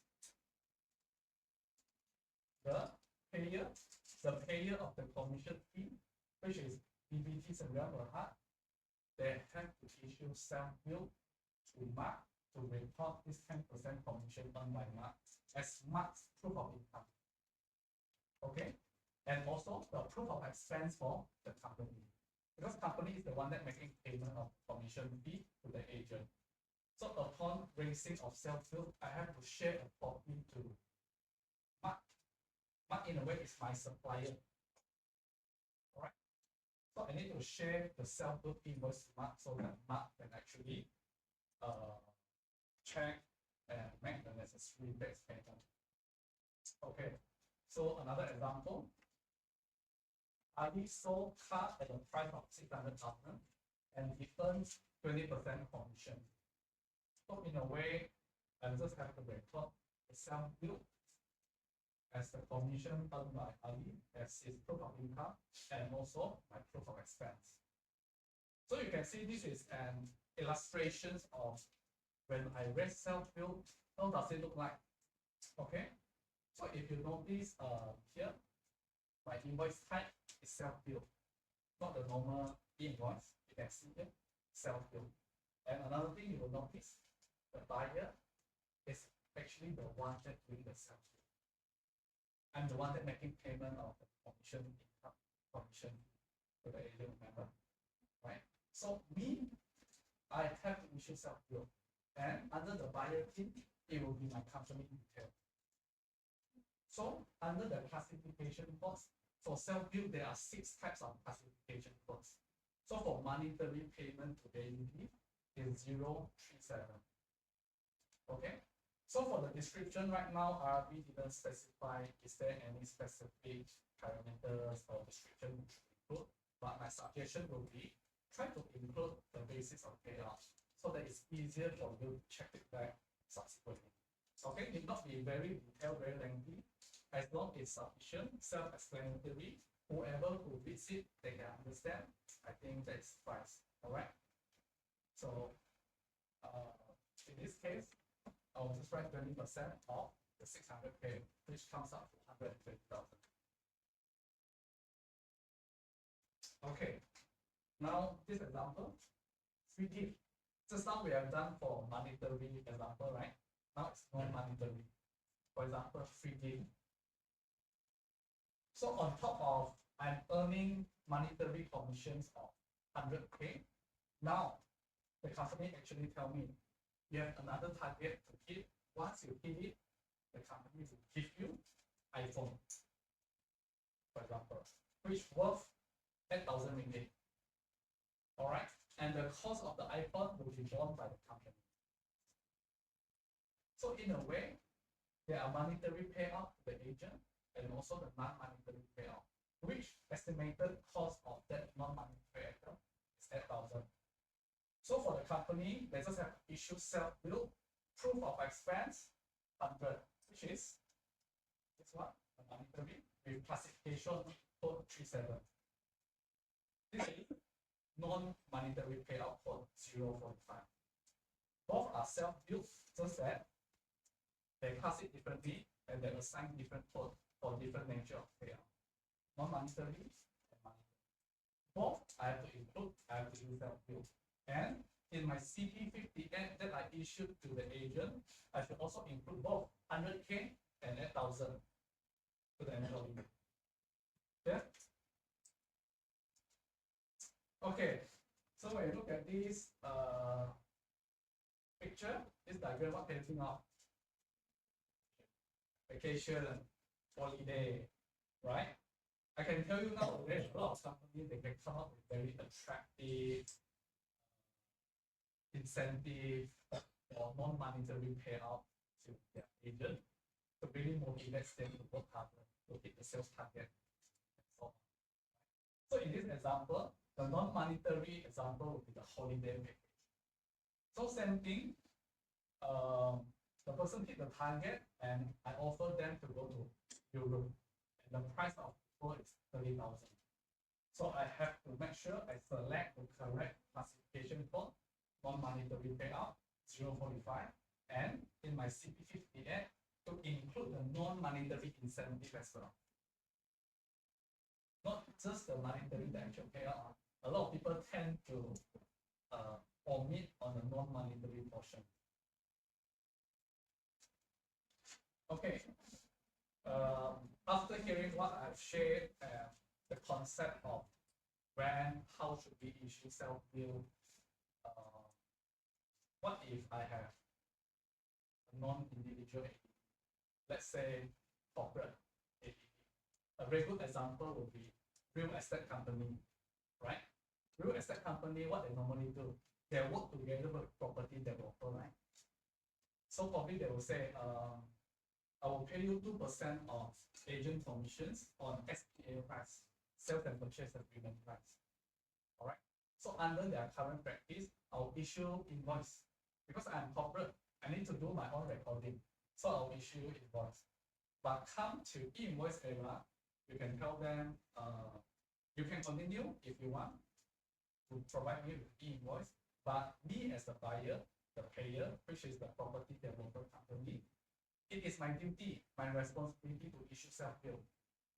Even though you can give me any invoice, right, for your own accounting recording purpose, please do so, right? For me, I will still need to comply, which is I need to do self-bill. Okay? Okay, so for payment of agent commissions, most of the time we are not paying on every transaction. Probably we'll pay on a monthly basis. Okay, depends on my business practice, my business SOP. I can set monthly, bi-monthly, half yearly, any periodic statements that I like. So any period actually are allowable by RRB. They didn't really restrict when to shipping self. So in this case, always go back to your current business practice. If your practice is paid out by monthly basis, continue to do so. And just make sure you standardize your SOP, apply consistently. You don't tell me maybe this year, 2025, I apply monthly basis. When come to next year, I change to bi-monthly or half yearly, right? Just ensure when you set the policy, standardize it, apply it consistently. Okay, I come to this scenario where there's adjustment to sales comp. Is it normal for us to have adjustment in the sales commission payout? In what circumstances do we do adjustment to the sales comp? Advance comp. Yes. Or also we have like return of goods, return of payment. What if I already paid the agent month of January form, but suddenly I receive a call from the customer telling me that, hey, looks like there's some problem with the goods. In terms of the quality, there's some defect problem. I already paid you, so please either you exchange it or you refund to me. So when the refunds takes place, in a way I have to adjust the commission that I paid out. Is because initially the commission payout actually tied together with my confirmed sales. Now my confirmed sales has reduced as a result of sales return. So accordingly, my commission payout to the agent, I have to adjust it accordingly as well, right? So there are three scenarios. Number one, if the adjustment amount is within or below the commission payout for the month. So what should I do? You can see, I want you to focus at these two columns, payment amount and self-bill. You can see this amount is within the payout in the month of February, right? So in a way, the net amount that I'm paying out is 1,000, and my self-bill will also be 1,000. But bear in mind, you have to include the necessary adjustment in the self-bill, which is I have the gross of 3K, I have a reversal adjustment that I discuss separately, and to actually explain what's the reason of the reversal. Is it due to calculation of sales, defect product, so on and so forth. And you are allowed to show just the net commission in that self-bill. Okay, you can see no difference because this amount is normal, it's subsumed inside here, right? There's no problem for me. What if this amount more than the commission payout? What happens? This will be the scenario 2. Okay, you can see the adjustment is more than the commission payout. So same example, my reversal 4K is more than the 3K, the commission payout. So under the payout column, in that month I pay them nil. They're not entitled for anything. All right. But under the self-bill, I have a negative 1,000. How I get that one negative 1,000? This one. Under the RRB guidelines, they specifically mention if you have adjustment to the sales cost and the adjustment that hit that particular month's payout is more than that, you have to issue self-bill credit note. There will be 2 transactions already. First is self-bill invoice, right? On the 3K payout. Next is self-bill credit note on this 4K. So you can see when it comes to payment, whatever remaining balance which I do not have enough balance to offset, I will carry forward in the immediate following month to do the offsetting. So the idea you can see, end of the day, it's the same, right? So that's why it's important for us to do accounting reconciliation. There's always a difference when it comes to accounting record. This accounting record that make payment, and this is the RRB tax record itself. Okay. So the idea will be at the end of the day, everything will be smoothed out, it will be self-adjusted.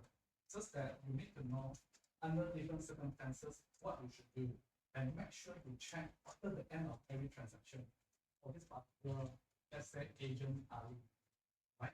How much am I paying to Ali in 2025? And how much is the self-bill invoice report with RRB on the payment to Ali? Can it tie or not? Right? If you don't, then make sure you go back and check. Eventually, it should match and tie each other. Alright? So the third scenario,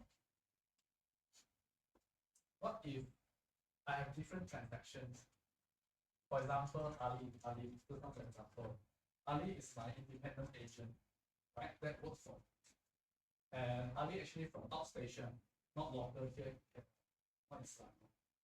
So I offered Ali, why not you stay at my place, my hostel? I offered you with a discounted rental rate. Market maybe is 2,000. I just charge you 1,500. Okay? So Ali, when he makes sales, I will have to issue self-bill when I make commission payment. So for the rental income that I'm charging Ali, a lot of people will be asking, can I do offsetting or not? Because this transaction I'm dealing with the same party, which is Ali. Can I do the offsetting or not? Meaning whatever commission income I'm paying to him, offset with the rental that I'm charging to him. And I just pay him net. If the net amount is positive, I issue invoice. If the amount is negative, I issue self-bill. Can I do that? The answer is no, because commission and rental are both distinct different transactions. Alright, you should account it separately. So for the 1,500 on the rental income, I need to issue invoice to Ali because I'm charging him on the rental income. Alright, so on the commission expense that I'm paying to Ali, I require to issue self-bill and I share the self-bill with him. I can't offset. Both are two distinct different transactions. Clear? So this three scenario basically comes handy when you have any adjustment to your commission payment. I think it's quite normal in this business setting when there's goods return, adjustment, so on. So it's something for us to take on. All right. Anyone know what's the fundamental concept when it comes to preparation of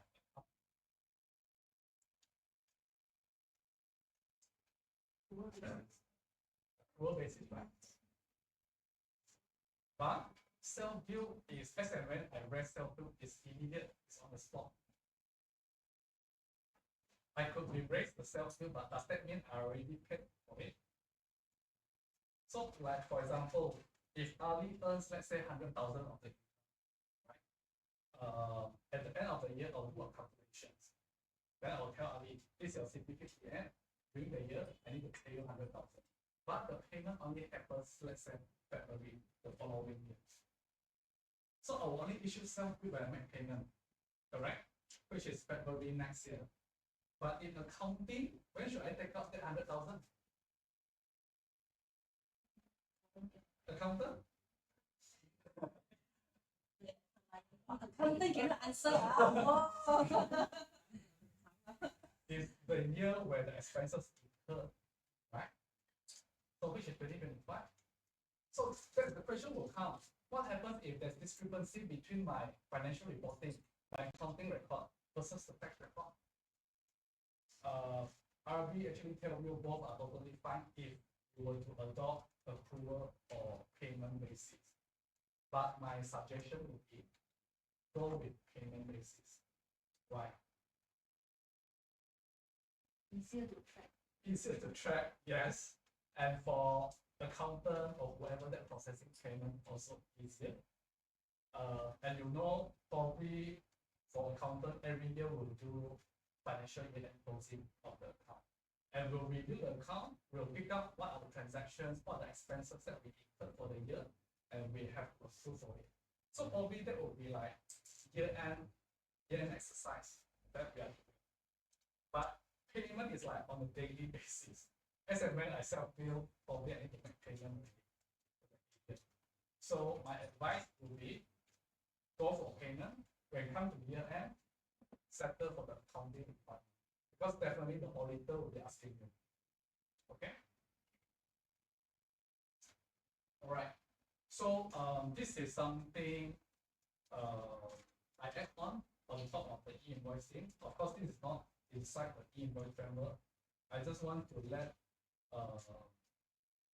all the business owners know that if you have payment to agent reach more than 100,000 per year, you have to take note of the withholding tax requirement. All right. So if you don't, potentially the whole commission payout to the agent will not be tax deductible. All right. And this is not something that once you qualify for it, this is lifetime. This is perpetual status. No, that's not the case. You have to assess it on a yearly basis. For example, in 2024, my commission is 120,000. So in a way, when it comes to 2025, whatever payment made to the agent, I need to withhold the 2%. Right? I just paying the agent 98%. And upon payment, I need to submit withholding tax within 30 days. Okay, so there are two things. Number one, to withhold the 2%. Next is on the submission and the payment of the withholding tax. So what if when it comes to 2025, my payout to agent drops become 50,000? What happened to 2026? Do I still need to withhold that 2%? The answer is no, right? This is the guidelines stated very clearly. You have to assess on a yearly basis. If for year of assessment 2025, the actual payout is only 50K, when it comes to 2026, you will not withhold that 2%. For failure to comply, these are the penalty. My advice to the client business owner is always to make good remedy this fee and make payment of the withholding tax together with the 10% penalty. All right, we're done with the first self-built circumstances. So far, any questions? I think there are a lot of information here, right? What I try to do is to throw in, incorporate all this real-life example so that all the business owners can actually relate to your business and you can actually apply it when you have such transaction. Okay, so now I'll move on to the second described circumstances under self-built. Remember, we have 9, right? So this is number 2. Cross-border. What is cross-border? Overseas, right? So when we talk about cross-border under the e-invoice context, we always think about purchase of goods or services from foreign suppliers. This can be the other way around. Me as a seller, I can also sell it to foreign buyer, foreign customer. So for the selling part, if I'm the seller, it's very straightforward. Basically, I just issue e-invoice. That's my proof of income. But my focus today is on the buyer. Remember just now we mentioned the focus on self-bill is always on the buyer, the payer side. So if I import goods or services from foreign supplier, the buyer, the payer is required to issue self-bill. Why? Because they don't care about invoice in Malaysia. And my own local invoicing requirement to meet. For me, it's business as usual. Correct? So you as a local Malaysian buyer, you have to fulfill with whatever that is required by the government. So you can see under current practice, foreign supplier will just issue invoice bill to the Malaysian purchaser to record the transactions. For them, I'll just focusing on my local invoicing requirement, that's it. You Malaysian, you follow your local rules. Okay, so under e-invoice, the foreign supplier is not mandated to implement e-invoice in Malaysia, and the buyer is required to issue self-bill. And for foreign supplier, we are not obliged to share the self-bill with them. For that, they will be asking you, what is this? Right? This is just for your internal documentation purpose. So hence, we are not obliged to share with them our self-bill invoice. Okay, the one thing that you need to focus is this one. Okay, very important.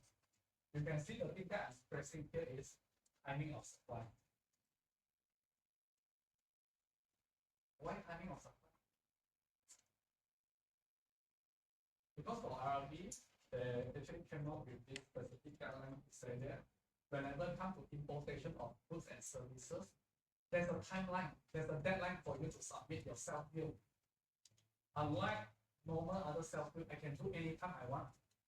There's not any time frame specifically that I need to comply with. But this is not applicable to importation of goods and services. There's a time frame for you to meet. Failure to meet is not compliant with invoice. And you can see I actually segregated into two parts: importation of goods and importation of services, both having different time frame. And the key documents that we are looking at here for importation of goods is custom clearance form K1. And when's the deadline? It will be the end of the 2 months following the date I received my custom clearance form. Okay, previously it was 1 month. Probably RRB they received some feedback from industry players saying that it's not practical. They need more time to actually collect all this data information. Hence, RRB indeed made concessions to say now I'll be extending another month to 2 months. Okay, so that as for importation of services, it's only 1 month. It's the end of the following month. But which date should we be referring to? Whichever is earlier. The date that you make payment or the date that you receive the invoice, whichever is earlier. I will show you the example shortly. So these are some of the examples. Importation of goods or products from overseas. We talk about tangible items. For services, it can be importation of professional services, consultations from overseas. Okay, this is for importation of goods, time of supply. Basically, I illustrated. I'm not able to make a phone call at this time. Could you ask me to make a FaceTime call? Maybe they someone asking Siri.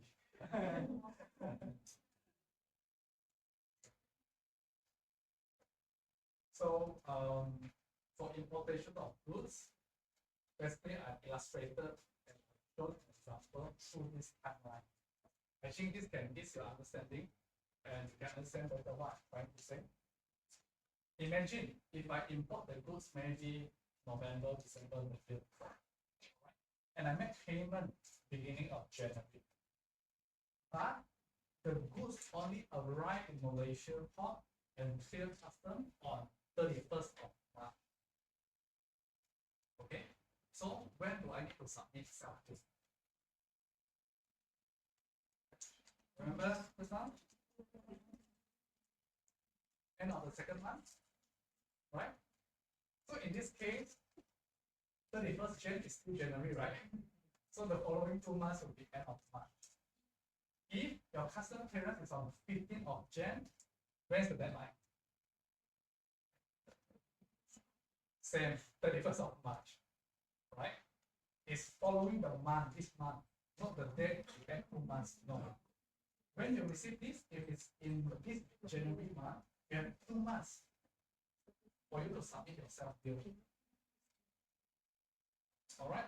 If it's 1st Jan, technically we have 3 months, right? It's looking at the months, not the date, right? They mentioned end of the second month following the month that you receive custom clearance form K1. So take a look. End of the second month, following the month, not the day. Clear?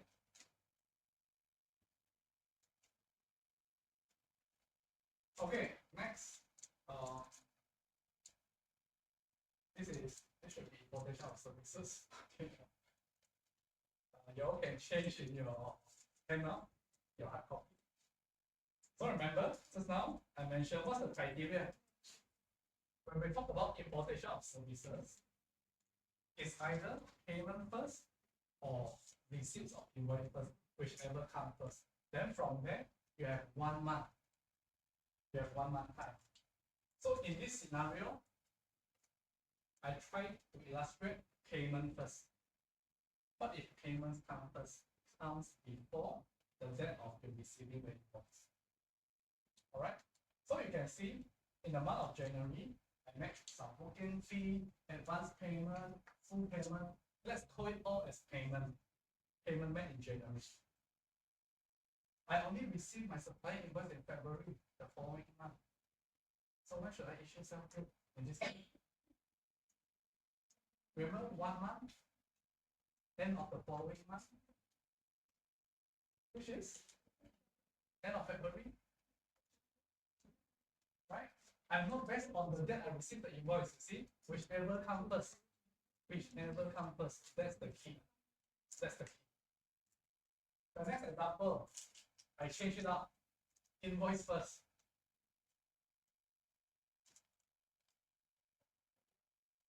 Generally, I received the invoice, payment I made here. So again, when's the deadline for me to submit self-bill? End of Feb, 1 month. So it doesn't matter. For me, is these two, whichever comes first, the clock starts ticking from there on. Yeah. So remember, for importations of goods and services, the key thing that you need to remember, you need to understand will be also timing of supply. Why? Because this will have additional requirement for me to meet, which is and that I need to issue self-bill. Unlike any transaction, I can issue anytime I like. Right? This is especially for importations of goods and services from foreign suppliers. So far clear? Yes. Okay, good. The next one will be on the example that I tried to give here. What if I have multiple shipments? It's quite normal, right? When I purchase maybe 1 million worth of goods, not all the time they'll just deliver to me in one shipment. Probably they will ship into multiple shipments. So in that case, what should I do? But again, we go back to the basic, the fundamentals. What are the key documents that we are looking at? And what are the dates that we are looking at? Right? Don't let all these different funny scenario or circumstances cloud how you analyze, how you assess things. Go back to the basic, which is type of documents I need to emphasize, and the date, time of supply. So in this case, let's take a look.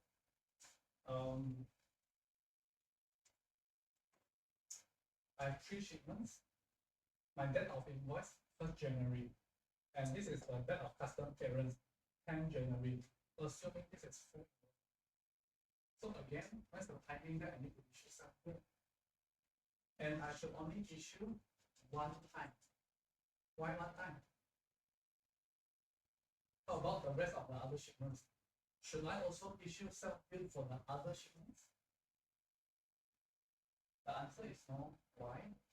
Again, the concept here is for us to match the invoice amount, the purchase invoice, versus my self-bill. Imagine if, let's say, I already gotten the full amount of my purchase invoice. Let's say it's 1 million. And I can immediately issue self-bill of 1 million already, isn't it? So there won't be any discrepancy between my payment and also self-bill.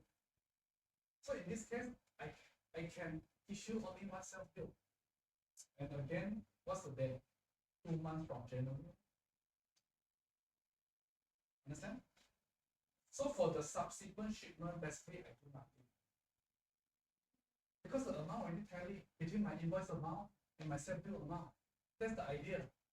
So don't get confused.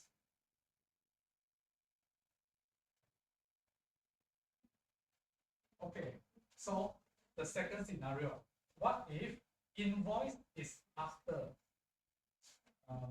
In this case, same example, my invoice is received in between, in the middle of my multiple shipments. Again, the question will be, when I receive my first shipment, do I know how much is my invoice amount? I don't know because I haven't received it. So I can issue self-bill based on the amount declared in K1. Okay, deadline will be 2 months from January.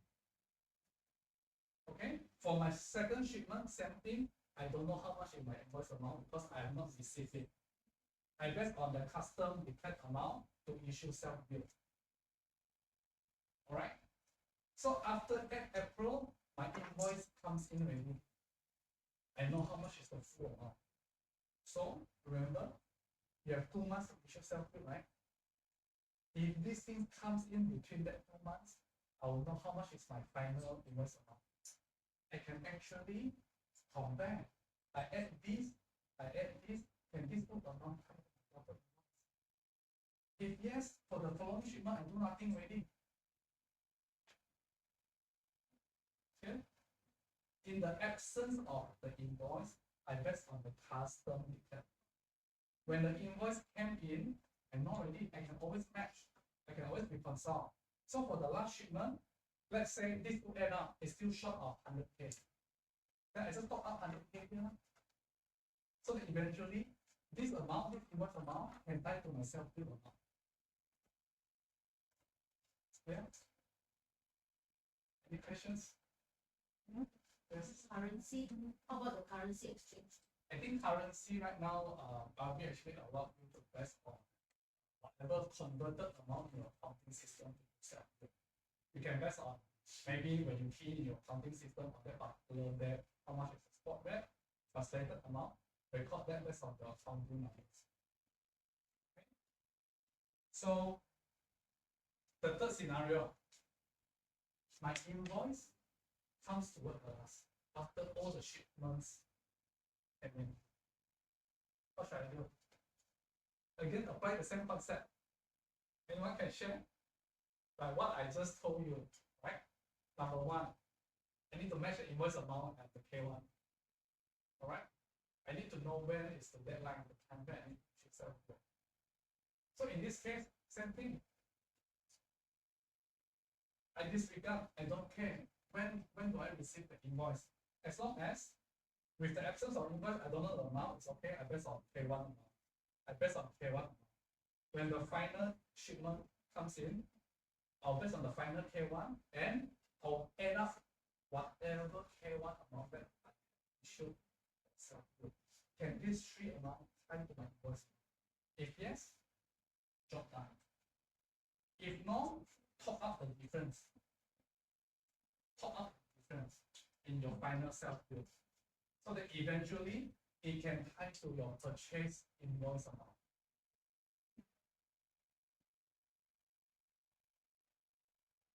Yeah. Okay, good. Okay. When we talk about importations of goods, it's important for us to include the actual transactions value. And of course, when we talk about importation of goods, what we normally will see, payment of duty, levies. Now the hot topic is tariff, right? Right? Trend for tariff. So duty is basically tariff. Duty is basically a tariff that imposed against any foreign products, import goods. So if we pay, we as a local buyer, we pay for the duty and we did not include the duty in the sales bill. Why?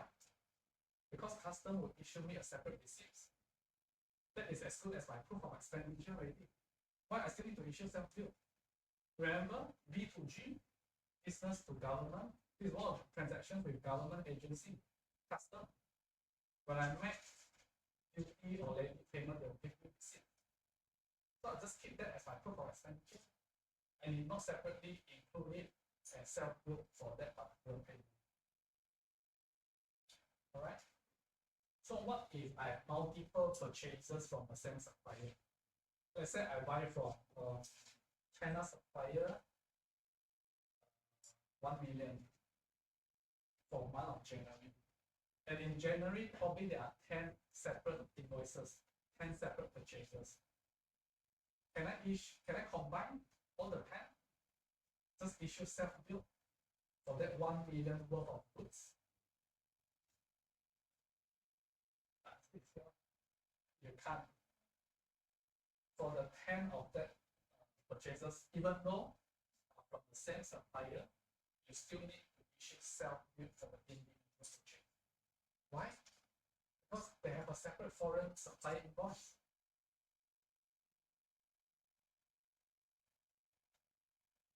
Okay, drop shipment. Anyone heard before this term? Drop shipment. This is a form of how people do business in this digital era, right? It's a retail fulfillment method, which means if I am the seller, let's say Ali purchased goods or cash order from me. I collect the orders, but I don't hold the goods. What I did was I forward the order to my dedicated supplier. It can be local, it can be overseas, doesn't matter, right? And I tell, okay, Mr. Supplier, please ship and deliver the goods directly. So in this retail fulfillment method, basically as the seller, the first-hand seller, I do not own any stocks.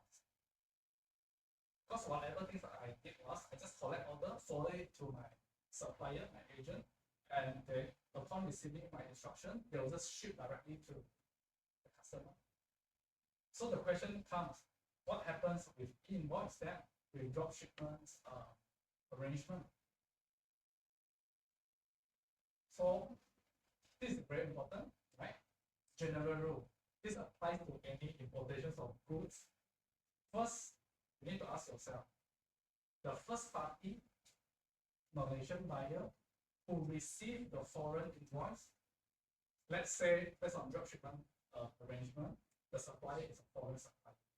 So the foreign supplier will issue me the foreign invoice, right? So if I'm the one that deal with that foreign supplier, I need to do self-bill. What happens to the Malaysian buyer that received the goods? Have any one of you actually purchased goods via Amazon, eBay, Taobao? Yes. But the recipient, do we actually declare for the importation of goods? No. Did we actually pay for the K1? No, right? Why? There are two reasons. Number one, because it's low value item. If the importation of goods is below 500, we are exempted from declaring and pay K1. Second, if the delivery is via courier services like FedEx, DHL, those also exempted from declaring K1. But a lot of time, what if my purchase actually more than 500,000, but I don't pay anything, I don't declare anything?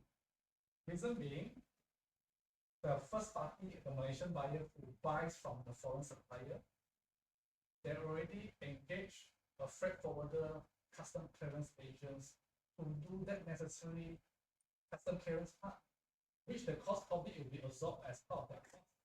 As the end consumer, when I buy, I don't recall I need to declare anything, right? But in this case, it will be by the forwarding agent who need to declare the K1.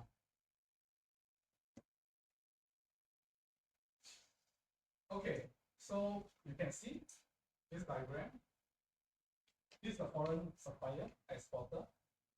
This is the first party Malaysian buyer. I buy from this foreign supplier and I sell it to Malaysian buyer 2, 3, 4. So this first party Malaysian buyer, when I receive the foreign supplier invoice, Malaysian buyer want to issue self-bill. Okay? So again, you ask who declare the goods, who submit K1 is 234, the one who receive the goods from foreign country into Malaysia. They have to declare. But again, 234 is someone like you and me, the end consumer. So there will be one party here, forwarding agent, custom clearance agent, whatever you call it, they'll be the one that declaring. And the cost of this probably already borne by these two parties. It's part of the cost of doing business. Eventually also part of these people. All right. So the point that I want to stress will be, go back to this general rule. When I have such arrangement, dropshipment, first party who receive the bill, do self-bills. The party who receive the goods, declare the goods. Okay. Okay, we just done with importation of goods. Now it's importation of services. So in this example, you can see food eateries and the buyer actually engages ABC advisory for professional legal consultancy services. And the amount that they are charging is 200,000. So in this case, when I make payment, I need to issue self-bill. And this is what you can see, self-bill. And the code here, 035, is for importation of services. 034 is importation of goods. So there are 6 self-bill code classifications, which I will share in a moment. Again, for foreign suppliers, they do not have TIN number here in Malaysia. So what should we put? We put in the general foreign TIN, ending with 30. All right. So the description just be as specific as possible. It can be very brief, but make sure it is self-explanatory. When people see it, people can understand the nature of the transactions. All right. Okay, we'll talk about importation of goods. Another aspect will be importation of digital services. I'm sure most of the business owners here probably will incur advertising, marketing fee. I will pay for Google ads, Facebook ads, Instagram, so on and so forth, right? So a lot of time, business owners tend to omit when it comes to reporting tax frustration, right? It's either they're not aware or they're unintentionally omitted. But the point here will be, it's important when you have payment to foreigners, especially services. There's additional withholding tax requirement you need to be mindful of. All right, for goods, no issue. But remember, under withholding tax requirement, special classes of income, there are a few. Technical services, rental of movable property, royalty is one of it, also fall under withholding tax requirement. So when we talk about OneDrive, Google Drive, zero for accountant, you have zero QuickBooks subscriptions, Google Ads, Facebook, Zoom, etc. These are all digital services. All right. So what I want to remind you all will be, when you have payment for all these digital services, be mindful of the withholding tax consideration. All right. These are all the intellectual property. That's why they call it as royalty. Okay. So a lot of time, do you think we can withhold the 2% and only pay them 98%? Let's say they charge me 100. Can I just pay Google 98? All right. So we have to pay full. So that 2% is additional cost to the business. Correct? Whether you like it or not, you have to pay. If not, what's the consequences? Worst case, you just add back. Right? So for business owner, this is additional cost. And make sure you comply with the withholding tax requirement as well and make the payment. So again, for withholding tax, there's no need for self-bill because transaction with RB, B2G. Right? There will usually be receipts, all this. That can be used as my proof of expenditure. I need not separately issue self-bill for the withholding tax expenses. All right, we're done with second one. So how many more to go? 6, right? Today we'll focus 6, so we're down with 2. We have 4 more to go. Okay. So now transactions with individuals who are not conducting business. I think this will touch and relate closely to a lot of SME businesses. Why? For your office cleaner, right? Freelancer, if any of you engages freelancer to provide maybe some services, those people, they are fall under this category. Again, if I'm not in the business, it's unfair for you to ask me to issue you invoice, right? So in this case, the buyer, the payer got no choice but to issue self-bill. And a lot of time, if it's business, normally they will have incorporated certain business activity, be it sole proprietorship, partnership, LLC, if it's business, issue invoice, right? Follow the invoice requirements. If it's non-business, buyers to issue self-bill. Then again, people will be asking, how do I differentiate or distinguish business versus non-business? It's a bit subjective, right? So, how? Kepo and ask the fella. Yes, inquiries. Right? Inquiries, which I also will discuss shortly. So again, when goods or services provided under personal capacity, something that is non-routine, it should be defined as non-business. But don't judge the book by its cover, right? When a person is freelancer, then you deem that person not conducting. When you see a person is retiring, he or she is not conducting. I think that's not the case, not fair. You have to carry out a business test, which I will share with you some of the pages of threat that we commonly see. Again, there are some practical challenges. If the person intentionally try to hide all this information from you, how would I know? But for me, as long as I do my best, I pass, I do the necessary check, I think it should be sufficient as far as invoice is concerned. All right? Okay. Please pay attention. This one very important.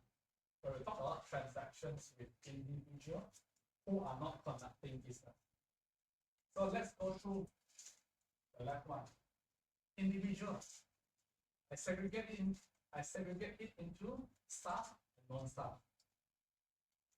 Okay. So what's the definition of a staff? Employer-employee relationship, there must be an employment contract. Right? Master and servant relationship succeeds, and remuneration is payable upon the services provided by the employee. And what are the payment types? I'll be paying salary, wages, allowances, bonus to my employee. Right? So also subject to statutory contribution. And what's the legal framework that governing the contract? Labor law. Okay? This is very important. Control on the work. If an employer has, if this is employer-employee relationship, the employer must have a significant control over how the work being determined, the work arrangement.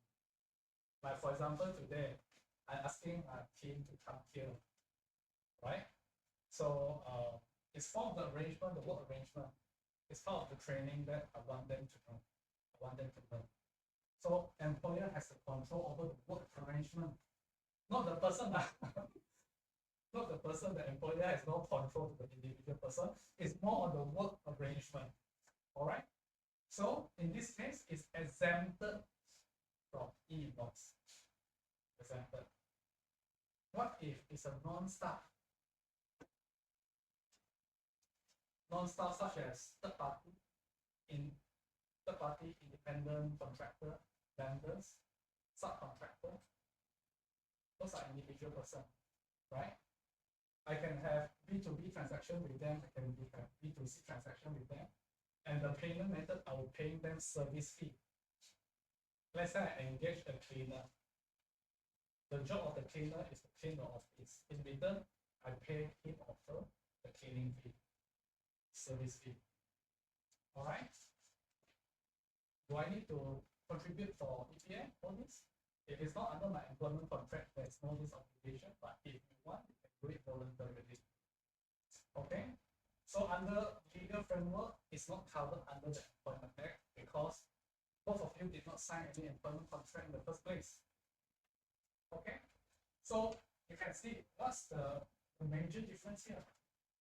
Contractor has more control on how the work is performed. For the customer, what's my main concern? It's about the quality, the deliverables of the work. Whether I care whether this contractor, I will engage subcontractor A, B, C, D, so unless I specifically tell them you shouldn't subcon to another party, you should do 100% yourself. That is different story. In general, as a client, as a customer, I don't enforce how my contractor will to do their work. They can engage any party to help them to do the work as long as end of the day, I'm the one that dealing with the contractor, right? The contractor is answerable to me as a customer. Make sure the work fulfill my specifications, my requirement. That's all matters. Okay, you can see the difference between employee versus non-employee. Okay. By learning what I just shared, try to apply it in the following examples that we're going to go through. In this case, it's in relation to rental arrangement. I believe all business owners out there, if you're not owning any property, for sure you will incur rental expense, right? So when I enter into a rental agreement or tenancy agreement, then you need to know whether that landlord, the property owner, is an individual or non-individual. So in this case, the examples that I've thrown in will be the property actually has multiple ownership, joint ownerships. So you can see, okay, the company A, the tenant, rents the property owned by two individuals. Tommy and Ben, they are both siblings relationship, brothers. All right? So they inherited the property from their parents. And Tommy and Ben both are retirees. They are not doing business. Okay? They are not doing business. So look at number 4 first. Okay? We go through 1, 2, 3 years. So as per RRG specific guideline, under e-invoice, what we should do? Because the property actually deals with individual owner. And those individuals are not conducting business. Remember? What is the main topic? Transactions with individuals who are not conducting business, right? So in this example, Tommy and Ben, they are both retirees and they are not conducting any business. What should I do? I have to issue self-bill and important part is based on agreed proportion. How do I define agreed proportion? Based on the ownership of the property. If Tommy owns 50%, Ben's on 50%, then I should self-bill each 50%. If Tommy owns 60%, Ben 40%, then let's say 1,000 is the rental fee. Then you have to issue self-bill of 600 to Tommy, 400 to Ben. Clear? Based on the agreed proportion. But what if the owner not being truthful, they're not disclosing all this information? How would I know? That's the practical challenge. But first thing what we should do is always ask who are the ultimate beneficial owner of the property. So that when we issue self-bill, we can issue based on the correct proportion and to the right parties. Okay, 2 separate self-bill. Okay, let's go back, look at number 4. What if the tenancy agreement signed between the company and Jeff, another third party, then you will become, hey, why so weird? Based on my understanding, the owner actually owned by Tommy and Ben. But how come the tenancy agreement was signed with another third party? So if based on hindsight, you don't have all this information, I'll go ahead to sign and I'll assume Jeff is the owner already, right? Naturally, correct? Because I do not have all this information. So again, it's good that for us to ask the landlord who are the beneficial owners of the property, so that self-view can actually be issued to the correct party. So if let's say Jeff is the third party that authorized or assigned to collect on behalf, no problem. They can do so. Just make sure you have proper documentation, letter of authorization between Tommy and Ben and Jeff to say that, okay, Jeff, now please help me to collect my rental on my behalf. There's proper authorization, proper documentation in place. I think that is workable. But again, these are the practical information, the practical issues that we face, because not all the time we know who are the property owners.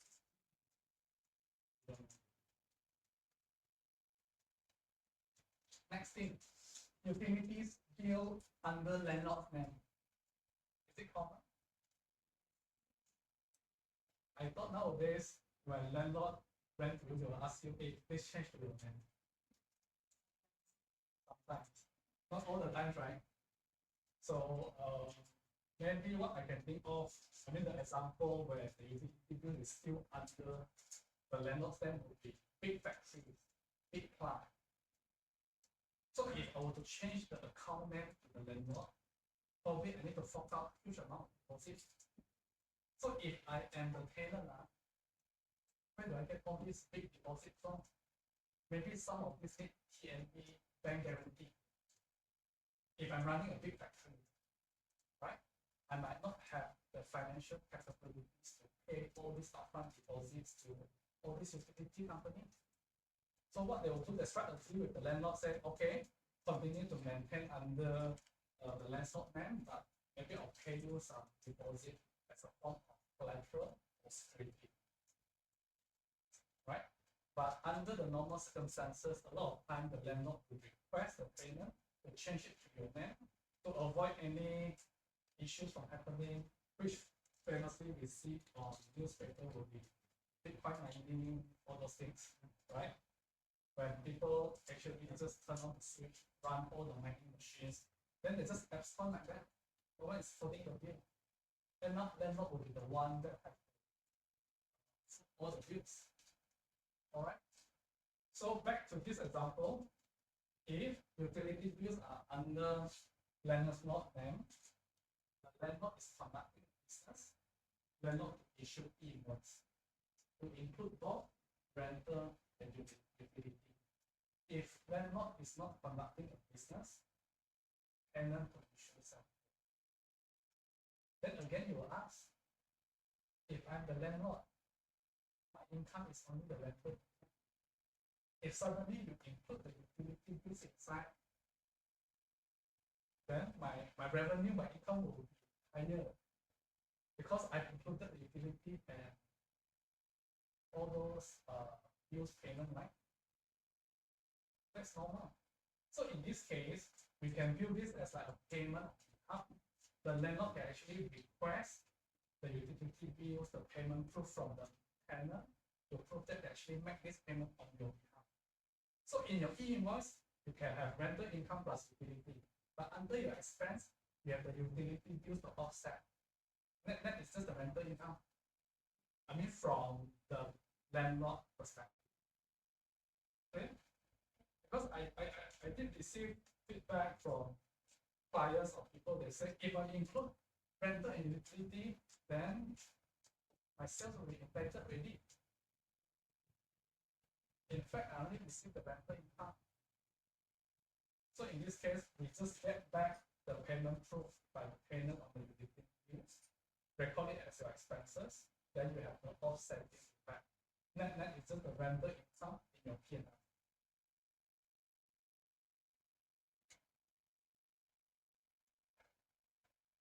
Okay.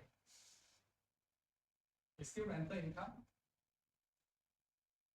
Some people will be asking, if my rental income is fall under 4E. This is basically income tax act.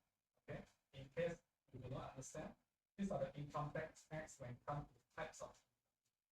So 4A is business source, 4D is non-business source rental income. So people will be asking, if it's non-business source 4D, should I issue invoice or not? The answer is yes. Regardless of whether it's 4A or 4D, as long as it's a rental income, we are still required to issue invoice. Okay. All right. So again, what if this is an individual? Just now the example was a company. So in this case, again, Tommy is a full-time lecturer, and he inherited a piece of vacant land from his parents, and currently he's renting out to the farmers for palm oil plantation. And he received this rental income, and he's not providing any active support or maintenance services. It's a passive income.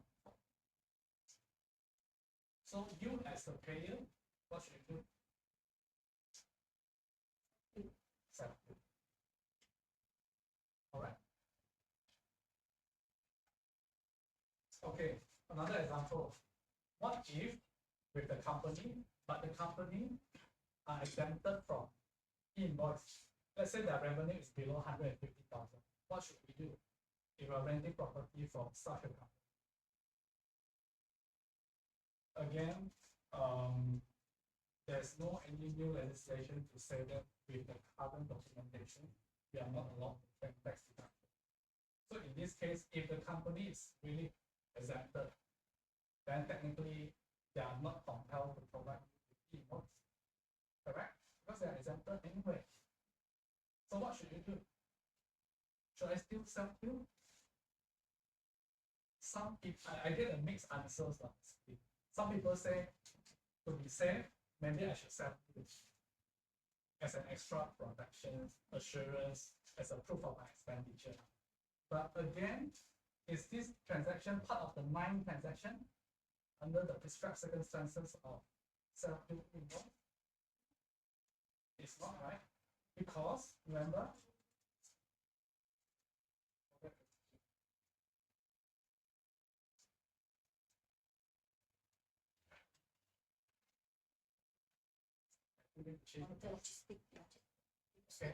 So in this case, my suggestion will be you can issue self-bill, or you just based on current documentation as a proof of expenditure. Because when I enter into rental agreement, I will sign a tenancy agreement with them. Then if you want proof, right? Then they can based on the current practice to just give me normal invoice that can be accepted as your valid proof of expenditure. Because this is one of the transactions that is not fall under the 9 prescribed circumstances. This is a company, not individual. So in these circumstances, what should I do? You can based on current one as a proof of expenditure. Some people, they want extra assurance, they do self-bill, but I don't think RB will force you. So both methods are basically acceptable.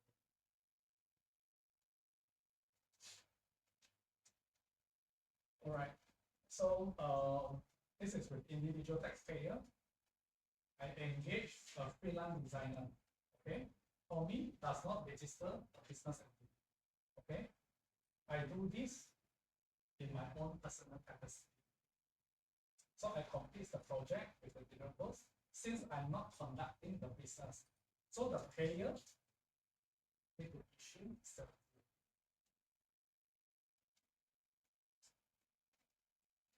Okay, so remember just now what I mentioned, do not judge the book by its cover. Don't just looking at all these names, then you think they are individual who are not conducting business. Right? So again, it's important for us to do the inquiry. Substance over form, that's very important. are the additional ideas that you can go through the pages of trade tax? Is that transaction profit seeking or not? Right? And the frequency and the number of transactions. If I'm repeatedly doing the same transaction again, how can I say it's not routine? How can I say it's at my personal capacity? It's not. Directly or indirectly, already telling people that I'm actually doing a business. Right? So the nature of asset also, if the asset is part of my trading goods, my business is probably selling grocery, then I have this asset. Also, you can see it's on the shelf. When the nature of asset itself is a trading in nature, then automatically people will know that this particular transaction is actually a sales. They are conducting a business. Right? Interval of time between purchase and sell. If I just buy and sell, what am I trying to achieve? Profit. I'm sales. I'm conducting business. So what I try to tell here would be, don't just see that person as a person, individual. Automatically we think that they are not doing business, right? It's good that we can actually do some inquiries, right? And also advise them why not we set up a legal entity, maybe a sole proprietorship, partnership, or why? Because this actually poses certain risk to me as a business owner. When it comes to my proof of expenditure, I will be asking, are you sure these people are not doing business? Why you keep on issuing self-bill? Right?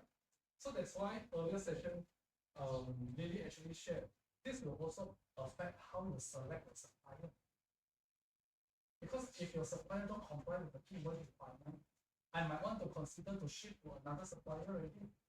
Because this indeed will cause certain risk to my business. Certain expenses I might not get deduction. I might get questions by RRB. Are you trying to manage your earnings? Are you trying to reduce your tax?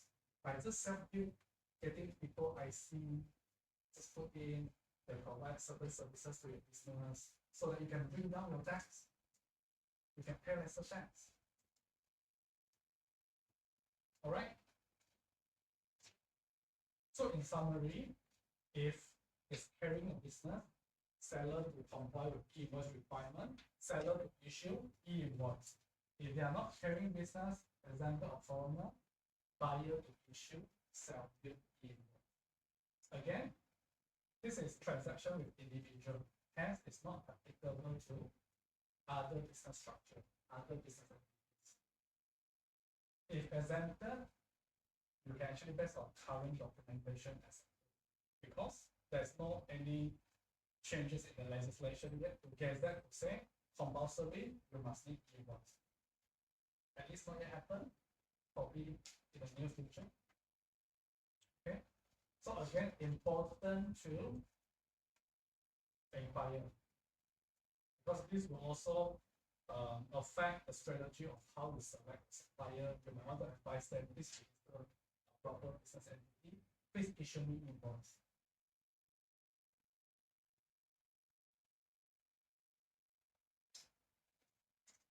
So we have done with 3 already. So far, so good.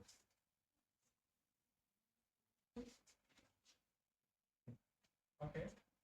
So we will break for lunch after we're done with these 4 prescribed circumstances, which is on interest payment.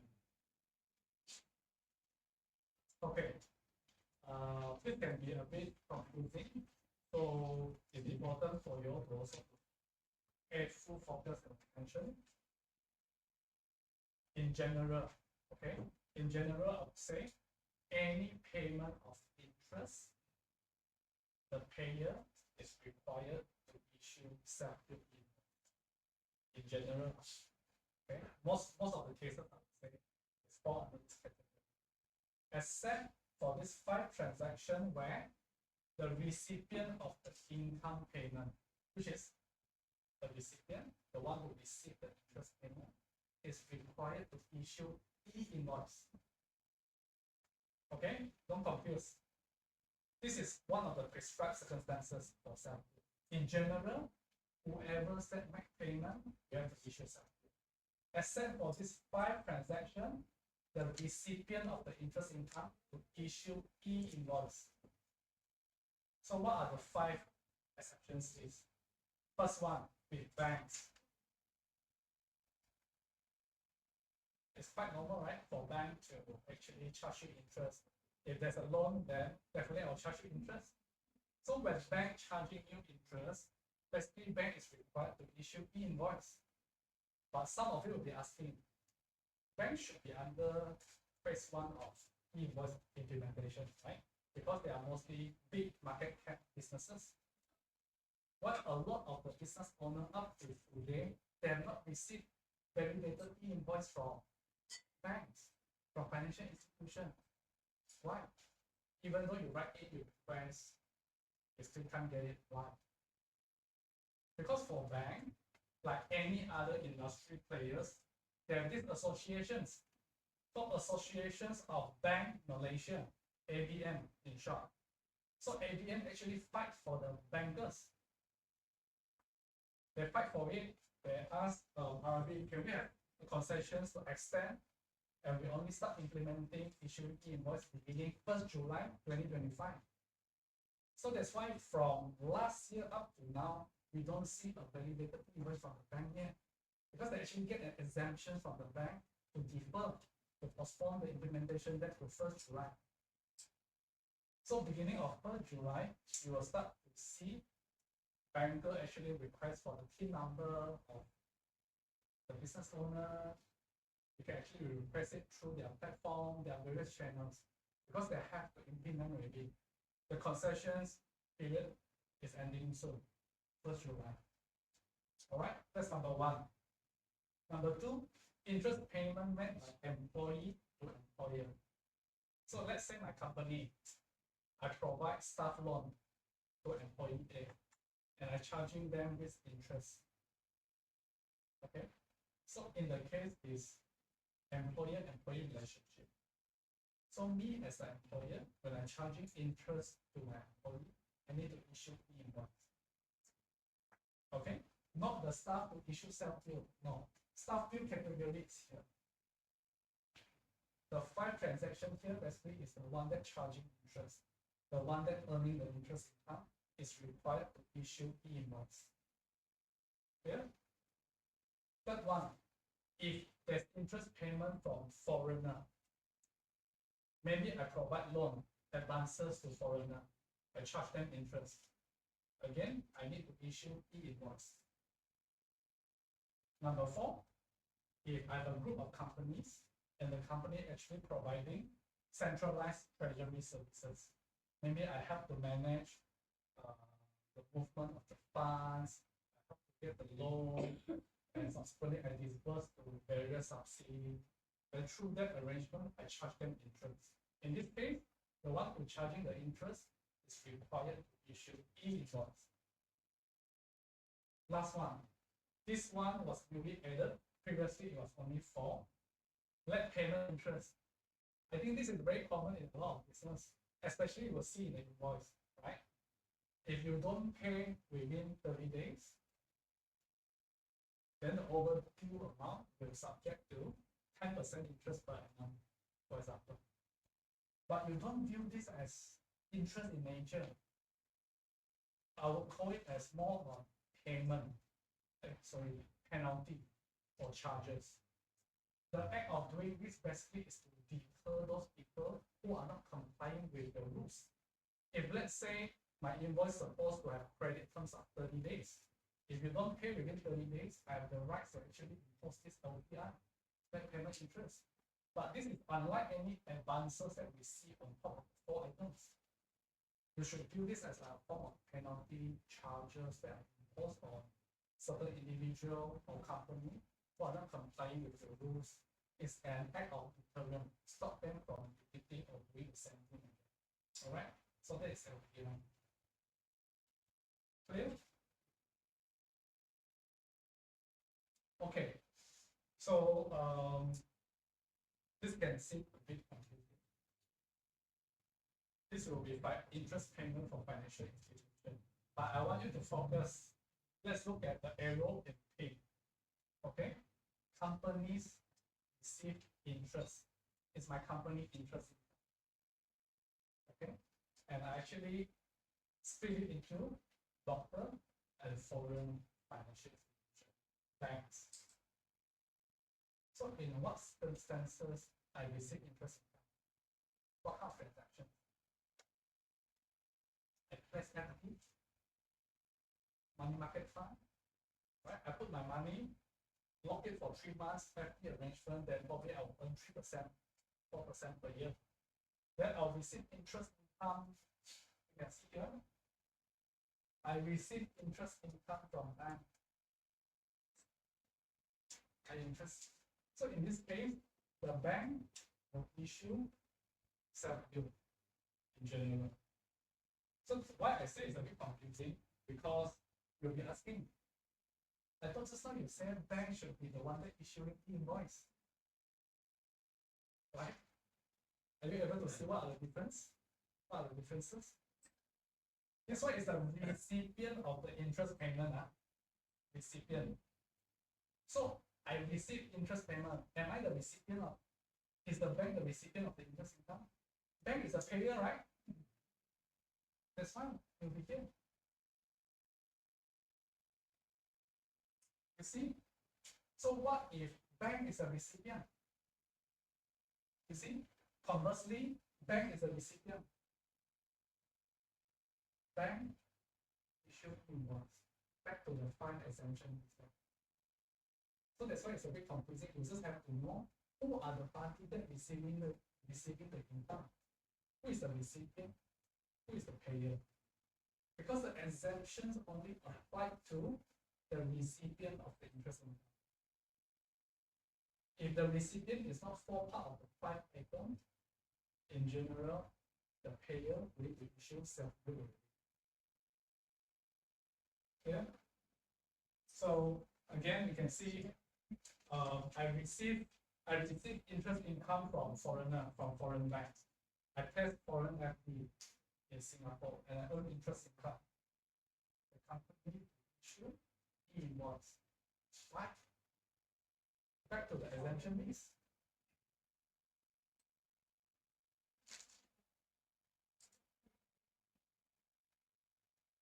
Interest payment made by foreign paying in Malaysian payer. This is not necessarily loan, right? Foreign payer paying me interest income. In this case, bank can be the foreign payer also. So the company in this case issue invoice.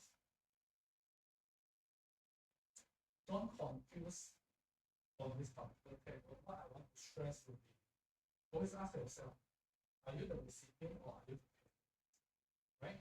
If you are the payer in general, you look at this, you have to issue self-bill. You only look into the exemption list if you are the recipient. If you are the recipient of the interest. So we're done with the pink one. Let's move to the gray arrow. Okay? Companies pay interest expense. So again, I pay interest to bank. Bank charge me, bank provide me loan. Bank is a recipient, right? Is bank part of the exemption list? The exception list? Yes. Recipient. So the bank will have to issue invoice for any interest that they are charging me. Again, company, when I charge interest for any advances or loan to foreigner, then I'll need to issue self-bill. Okay, clear? You also have to understand what's the key point. What are the focus area, right? Payer-payee relationship. Who is who? Right? We are standing at which perspective? Are you the payer or are you the recipient? If you are the payer, focus on self-bill. Okay? If you are the recipient, you need to ask yourself, am I part of the 5 transactions? If yes, I need to issue invoice. Okay, so this is another example. Loan or advances from third party. Third party provide loans to me. right? So naturally, I have to pay for the interest expense. Then, so in this case, again, there's always two direction: income and expense, income and expense. So let's look at income first. I'm receiving income from third party. Is a third party a normal company part of the exemption list? No, right? So when they pay me interest, this is the payer, this is the recipient. The payer who pay the interest, the payer is required to issue self-bill. Okay? So again, the pay one, I receive income. This is a foreign payer. This is a foreign payer. This is part of the exemption list. That's right. Foreign payer pay to Malaysian recipient. Then the Malaysian company will issue invoice. So we're done with the paying. Let's move to the real one. Interest expense. So whatever the payroll is basically in the company's perspective, right? So I already put the legend here very clearly. Is at the company's perspective. So you can see gray color. Companies pay interest to third party. Third party is not part of the list. Hence, I, as the payer, I have to issue self-bill. Okay. Then I paying to third party. Again, self-bill. I've summarized some of the more commonly seen transactions when we deal with banks, like MD, overdraft, cash flow. So I've summarized what you should do under e-invoice requirement. All right. So for MD, again, I mentioned already, the bank will be the one that should issue e-invoice. Of course, you have the rights to ask for a copy of the self-bill. Okay. So this will only gradually come in after 3rd July. Right now, they're exempted. They're exempted. That's why you don't see I receive any e-invoice from the banks. Okay. So this will be on the payment side. You can see.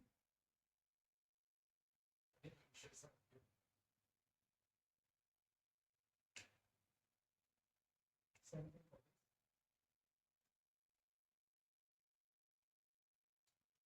All right. So I think this one also back to the same thing that we discussed back in the payment to ADB. Because for interest, same thing. Should I based on approval or paid basis? Again, accounting is approval concept. Payment of interest is based on payment. So for me, I will recommend or suggest just based on payment basis. But both are lower than the RRB. But to ease the processing, financial reporting process, go with the payment basis, then do year-end approval as and when necessary. All right, so that the payment processing team won't confuse, won't double pay, and can avoid various problems, various issues. Okay, so for self-bill, I think this is one of the important information. Remember, I talked about the 6 category of self-bill. You can see here I label external. Why external? These are the information that you need to get from external party, the supplier. All right.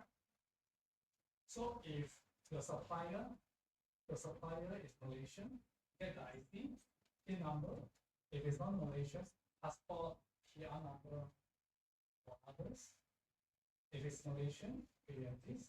If it's foreigner, when we do self-bill, it generates end with 30. It's a general PIN number for foreign supplier. All right. So registration number is mandatory for Malaysian.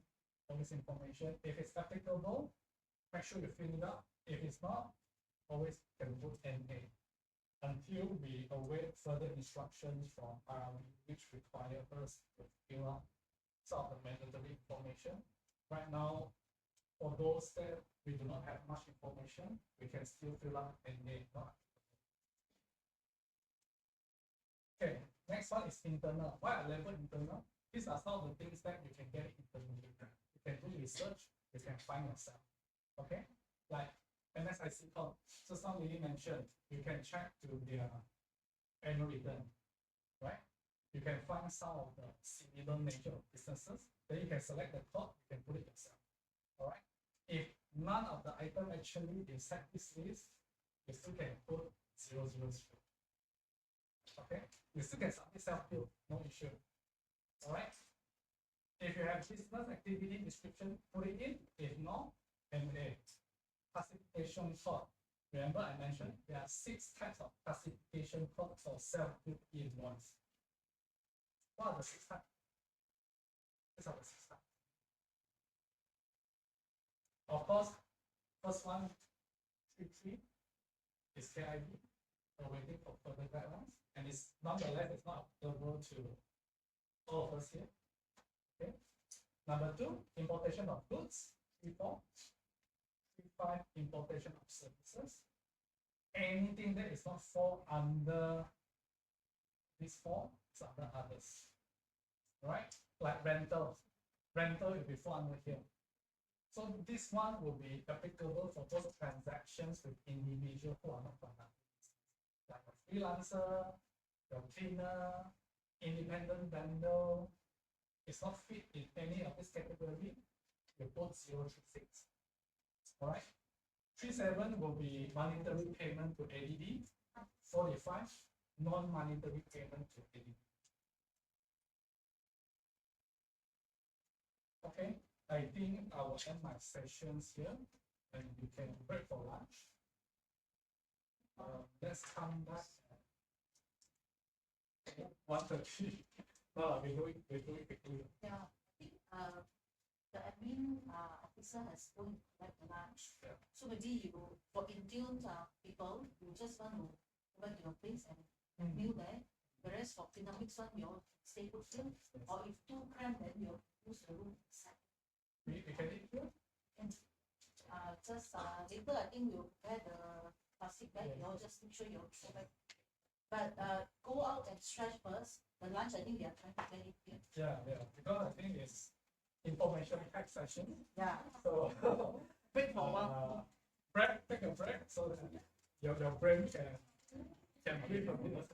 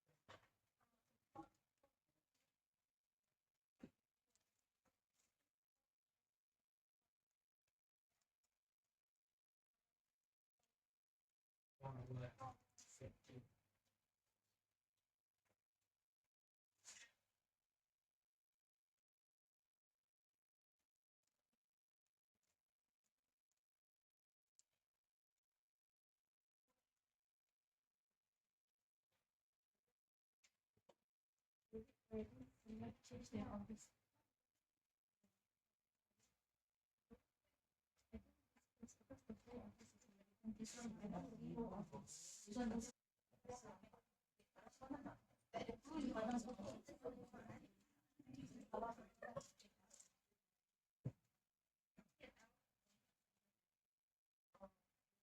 Wow.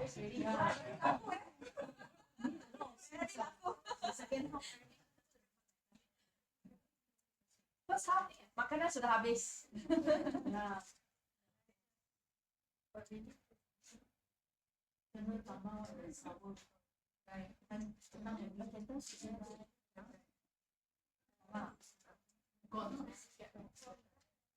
I saw Kit Kat in the fridge.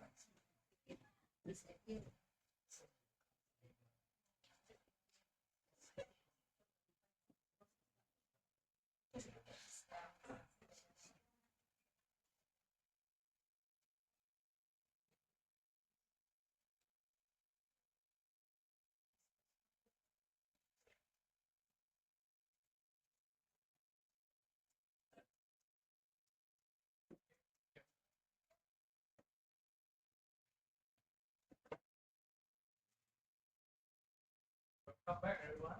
I hope you have a good lunch sessions. Now we'll be talking about disbursement versus reimbursement. So what's the difference?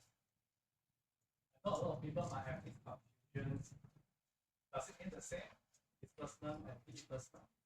If they are not the same, what are the differences?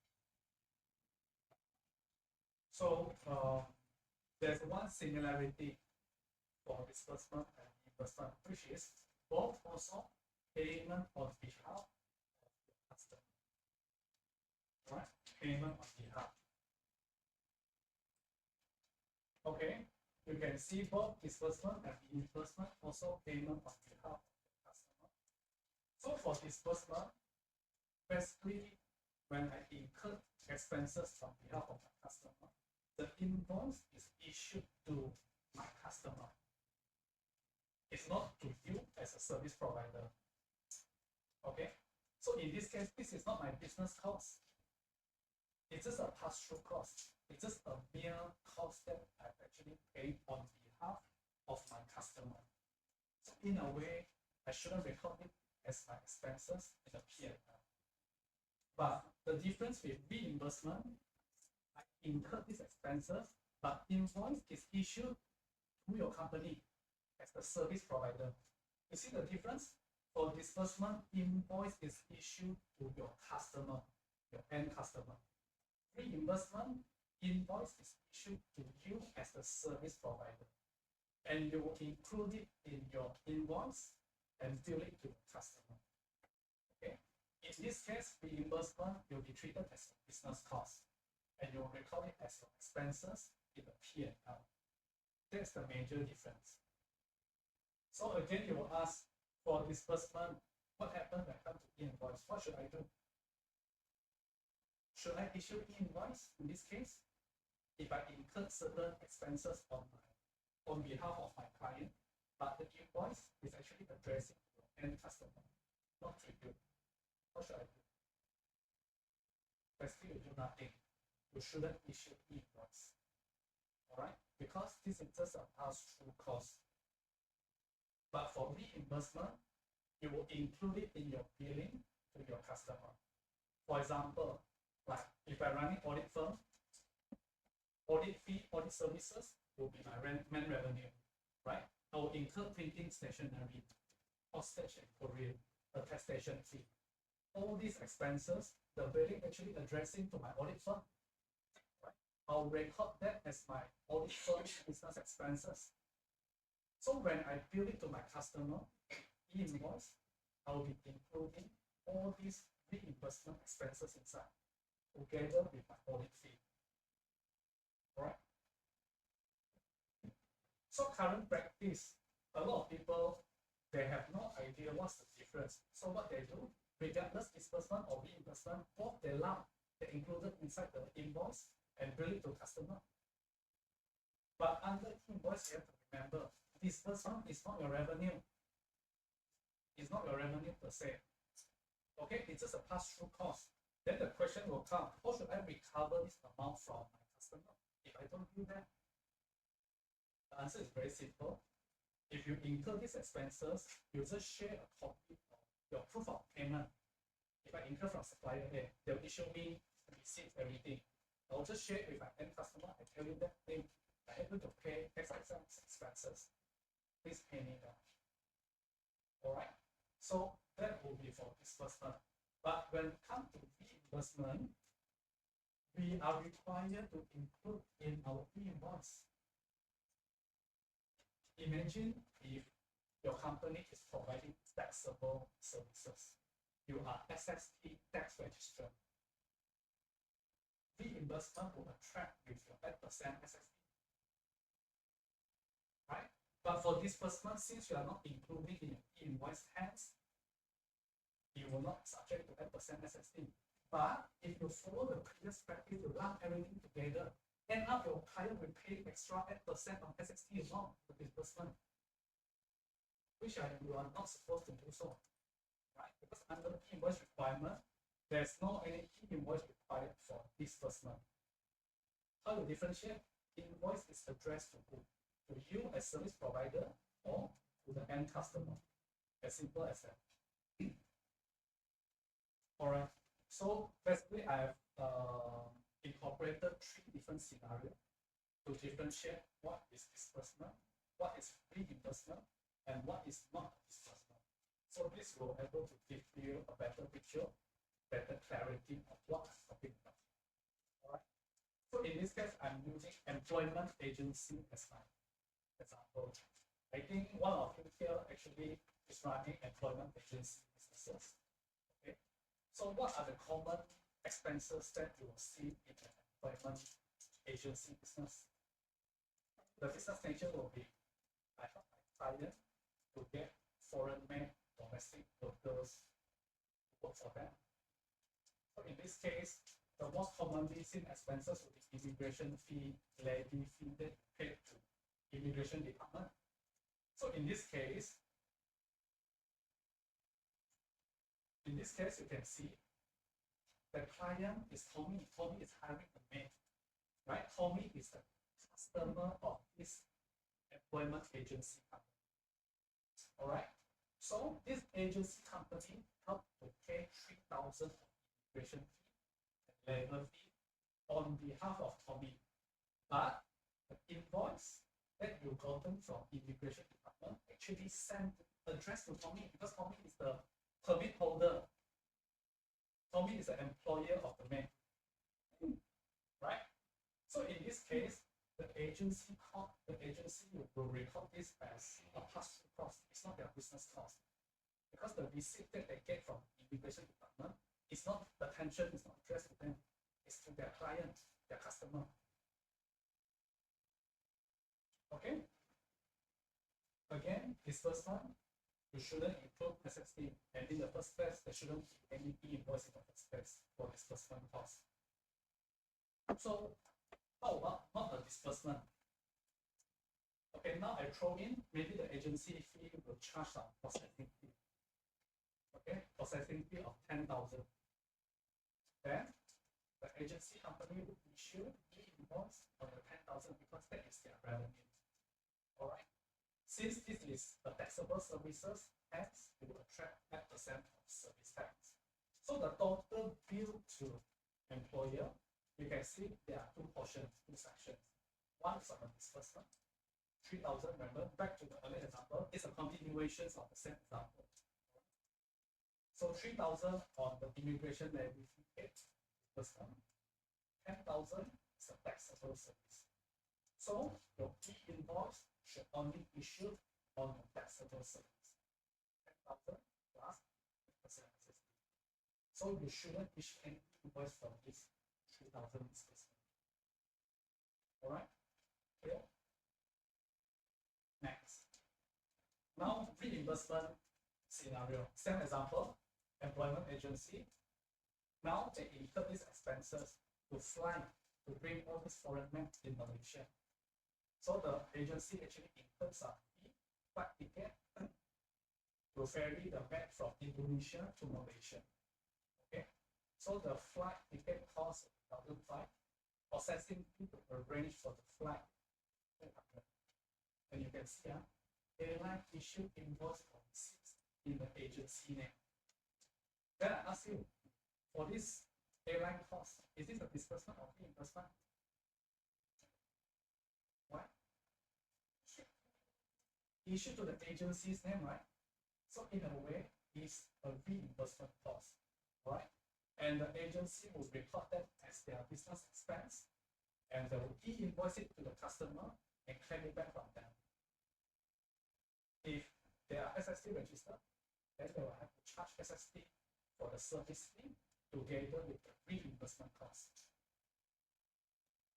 I know there are a lot of clients out there, they'll be asking me, the reason why I try not to segregate in too many lines details of itemizing, because I wouldn't want my client to know my cost of doing. They might be asking, oh, I just want to put in 15K, for example, but now you want me to split disbursement, reimbursement, then for sure they will know how much is my cost of doing business, especially on the disbursement side. Because with this, I no longer require to issue invoice, right? I need to split it out. My invoice to the customer should only be the service fee plus the reimbursement cost. So it's something that business owner need to take note, especially to lump everything inside. Now you have to take out the disbursement, or you just present them with the proof of payment, recover back the payment receipt. Good thing for the customer, accept 8% SST per disbursement compared to my previous practice. Alright, so I think it is fairer to the buyer as well, because technically disbursement shouldn't charge 8%. Questions? How do we recover the expenses on behalf of customer if it's a disbursement? Because I mentioned we no longer require to issue invoice, right? Then how can I recover? Technically, they will want something from me before they make payment to me, right? So in this case, you can just show them the proof of payment, the original receipts that can serve as the proof of payment, and you can recover back this payment from the customers. Okay. Then another question will be, what if now my practice, I will issue statement of account to the customer, right? So in the statement of account, it will detail out how much amount that actually owed by my customer to me. So if I didn't issue e-invoice, then will the statement of account capture the disbursement not inside? With the absence of e-invoice. So that's why one thing that you need to look into will be the IT system configuration, the accounting system. Disbursement not by right, it should be a balance sheet item. Okay, there's no impact to the P&L. My suggestion would be to create a disbursement not suspend account in the balance sheet. When you make payment, you incur disbursement cost to credit bank, you debit this suspense. All right. So when you recover, basically you just knock off debit bank, credit bank, the suspend account. So that balances will be not all zeroized in your balance sheet, disbursement note. Then another step extension of what I'm saying, in your statement of account configuration, you can actually tie that disbursement note account to your generation of statement of account. So that when I generate statement of account, it will pick up outstanding invoices, it will pick up reimbursement, it will pick up disbursement, right? Just that disbursement has no bearing or impact on our P&L. As simple as that. Okay. Okay. So basically, I just did a summary. Whenever you have any confusion, doubts, how do I differentiate disbursement versus reimbursement? You can always refer to this slide, right? The key point will be whether the invoice is issued under whose name. That's number one. Okay. And if it's disbursement, make sure you create a separate account for to record. Since you are not issuing e-invoice, there's no impact to the P&L, but I still need to know who are actually owing me this disbursement amount. Disbursement cost can be covered. Okay. So when you close the account, you just go. If there's balances there, who are the person have not actually paid you this disbursement cost? Then for reimbursement, same thing. This is a business cost, record as business expense, issue invoice together with a service fee, apply SST on the whole amount.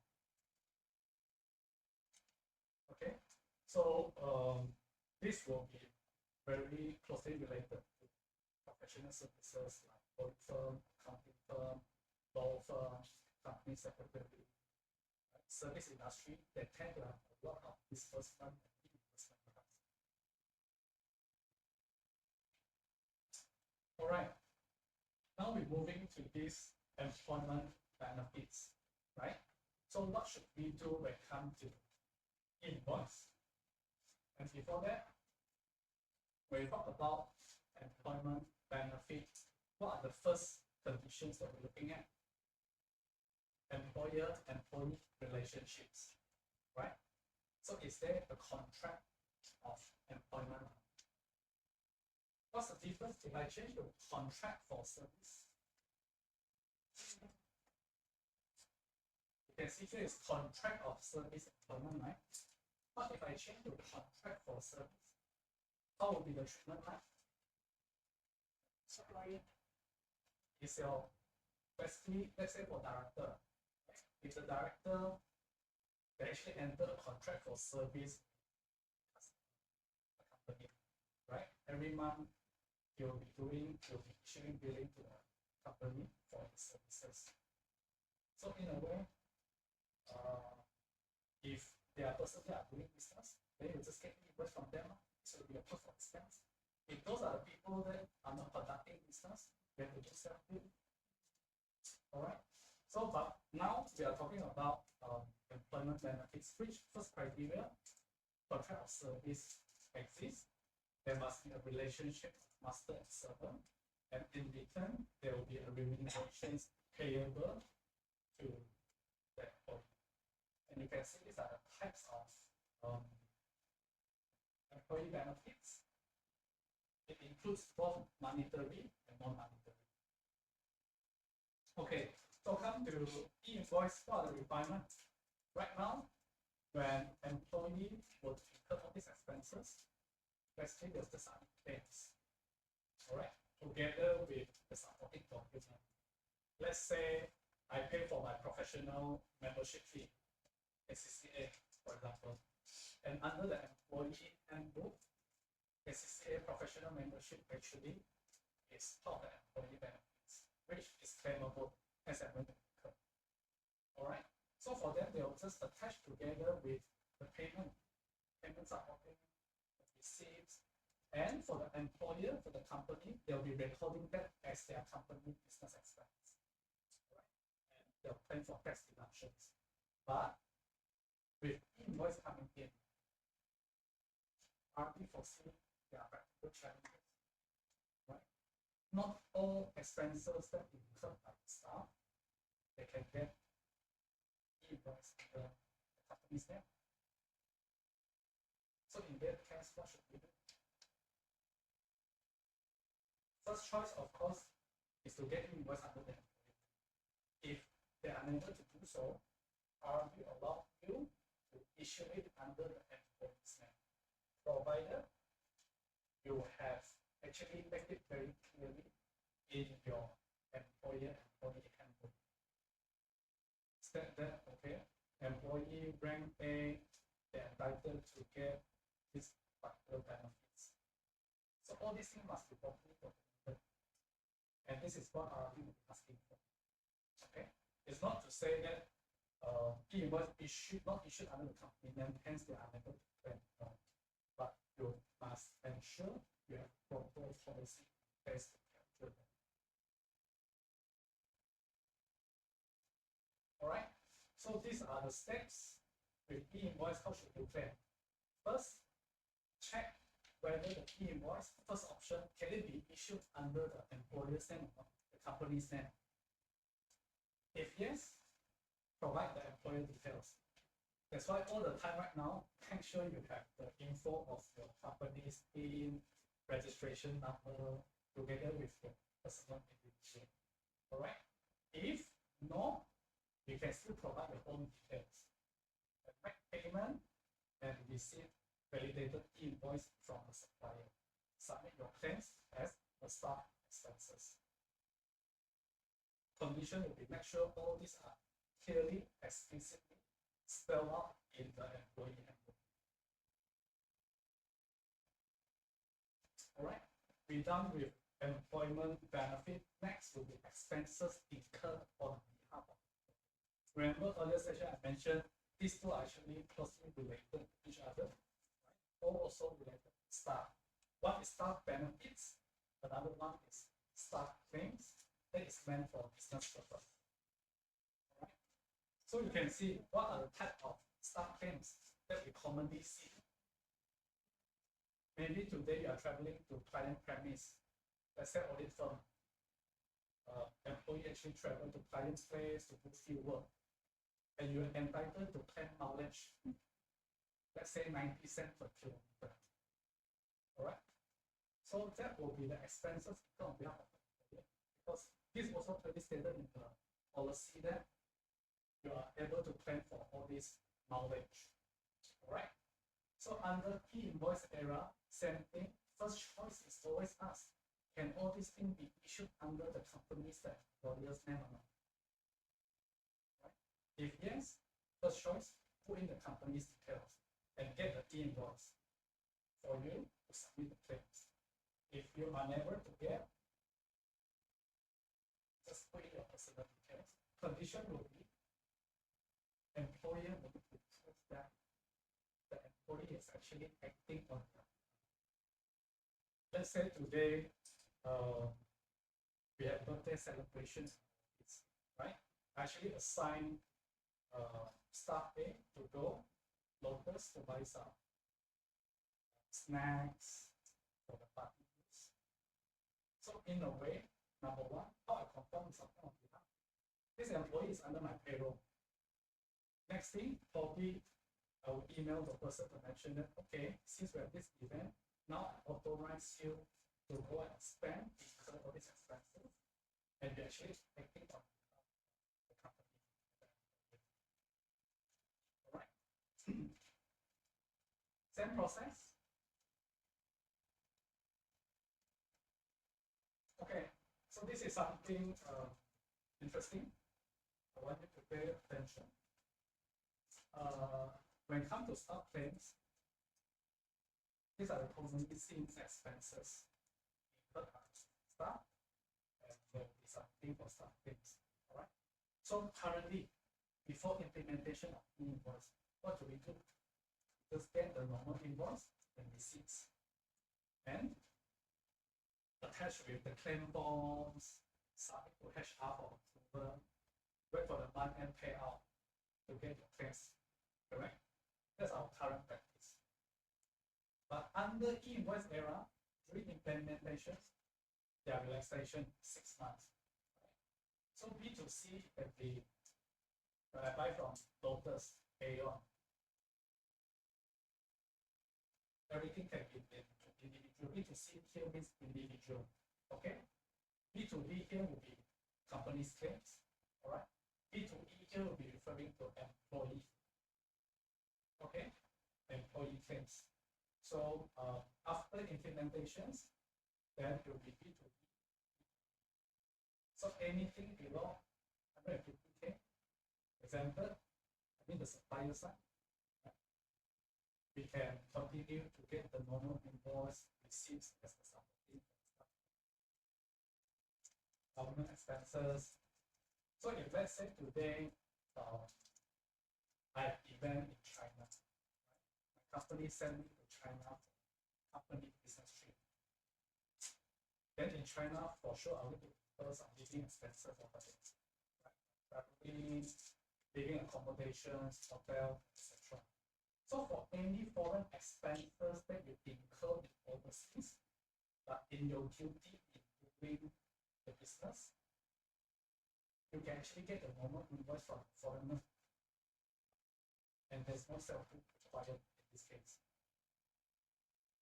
Like my account in China as well, I can keep the normal receipts, right? And I can use that to claim for my staff things. That is okay, that is allowable. Okay, another question will be how can employer prove that the employee is actually acting? So now I ask these questions, right? What should we do? What if everyone knocking on my door claims that they are my employee, right? So how should I prove that? So number one, I think this is just for your reference. I would say it's a best practice, but company varies different from different companies. It's just a guide for you to understand what are the type of actions that you can do to prove that the employee is in fact acting on your behalf.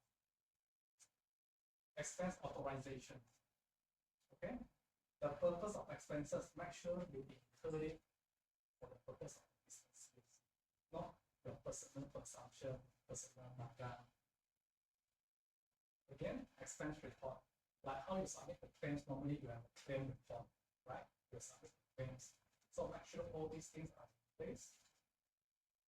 If I'm traveling overseas for business trip, make sure I travel itinerary, right? From the supplier or from the customers. Credit card usage. I think this is very common. I would say most of the businesses that incur Facebook or Google ads, first thing they will ask is, you have to key your credit card. Before you pay, only the ads will start running. So assuming if I do not have credit card, corporate credit card, what they will do, director will basically link with their personal credit cards, right? But again, you need to take note, if payment to every do all this, there's reporting tax requirement apply, right? So for the purpose of claims, make sure directors submit it regularly, not to drag or defer for 2-3 months. And of course, all the things that you use is really meant for business use, business purpose.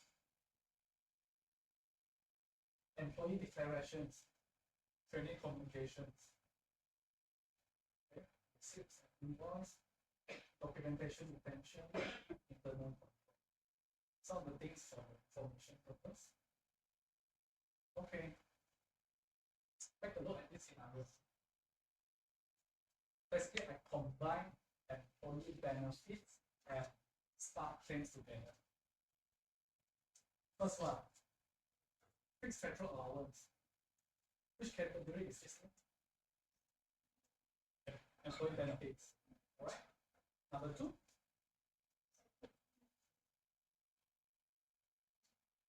Number two is also employee benefits. Okay, I'll go to that later. Number three.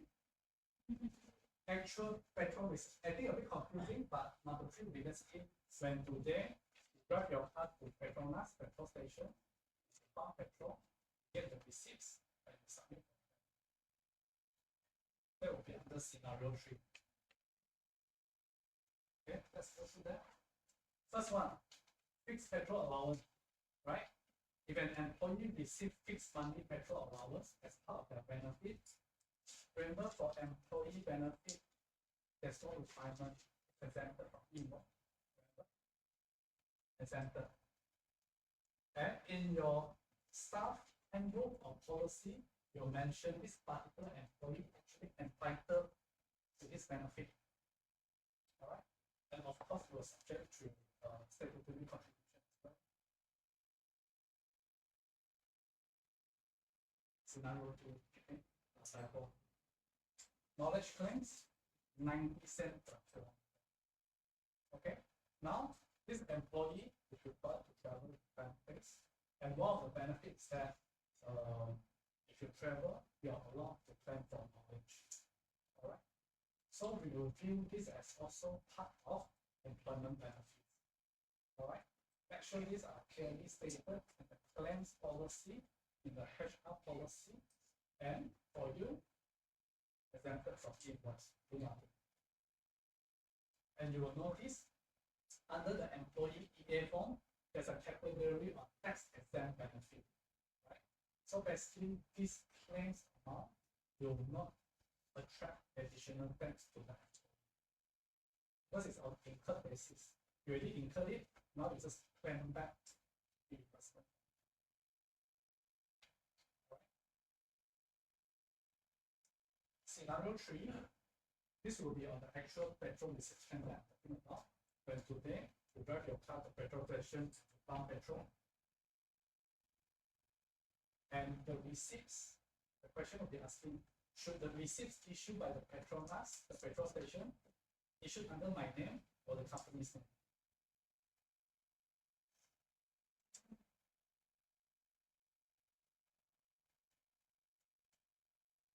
It can be a normal invoice from petrol stations. So in a way, the company will just have to prove that the employee was indeed acting on their own, right? So I can still based on the normal invoice or receipt issued by the petrol station. This will be example staff claims. Right?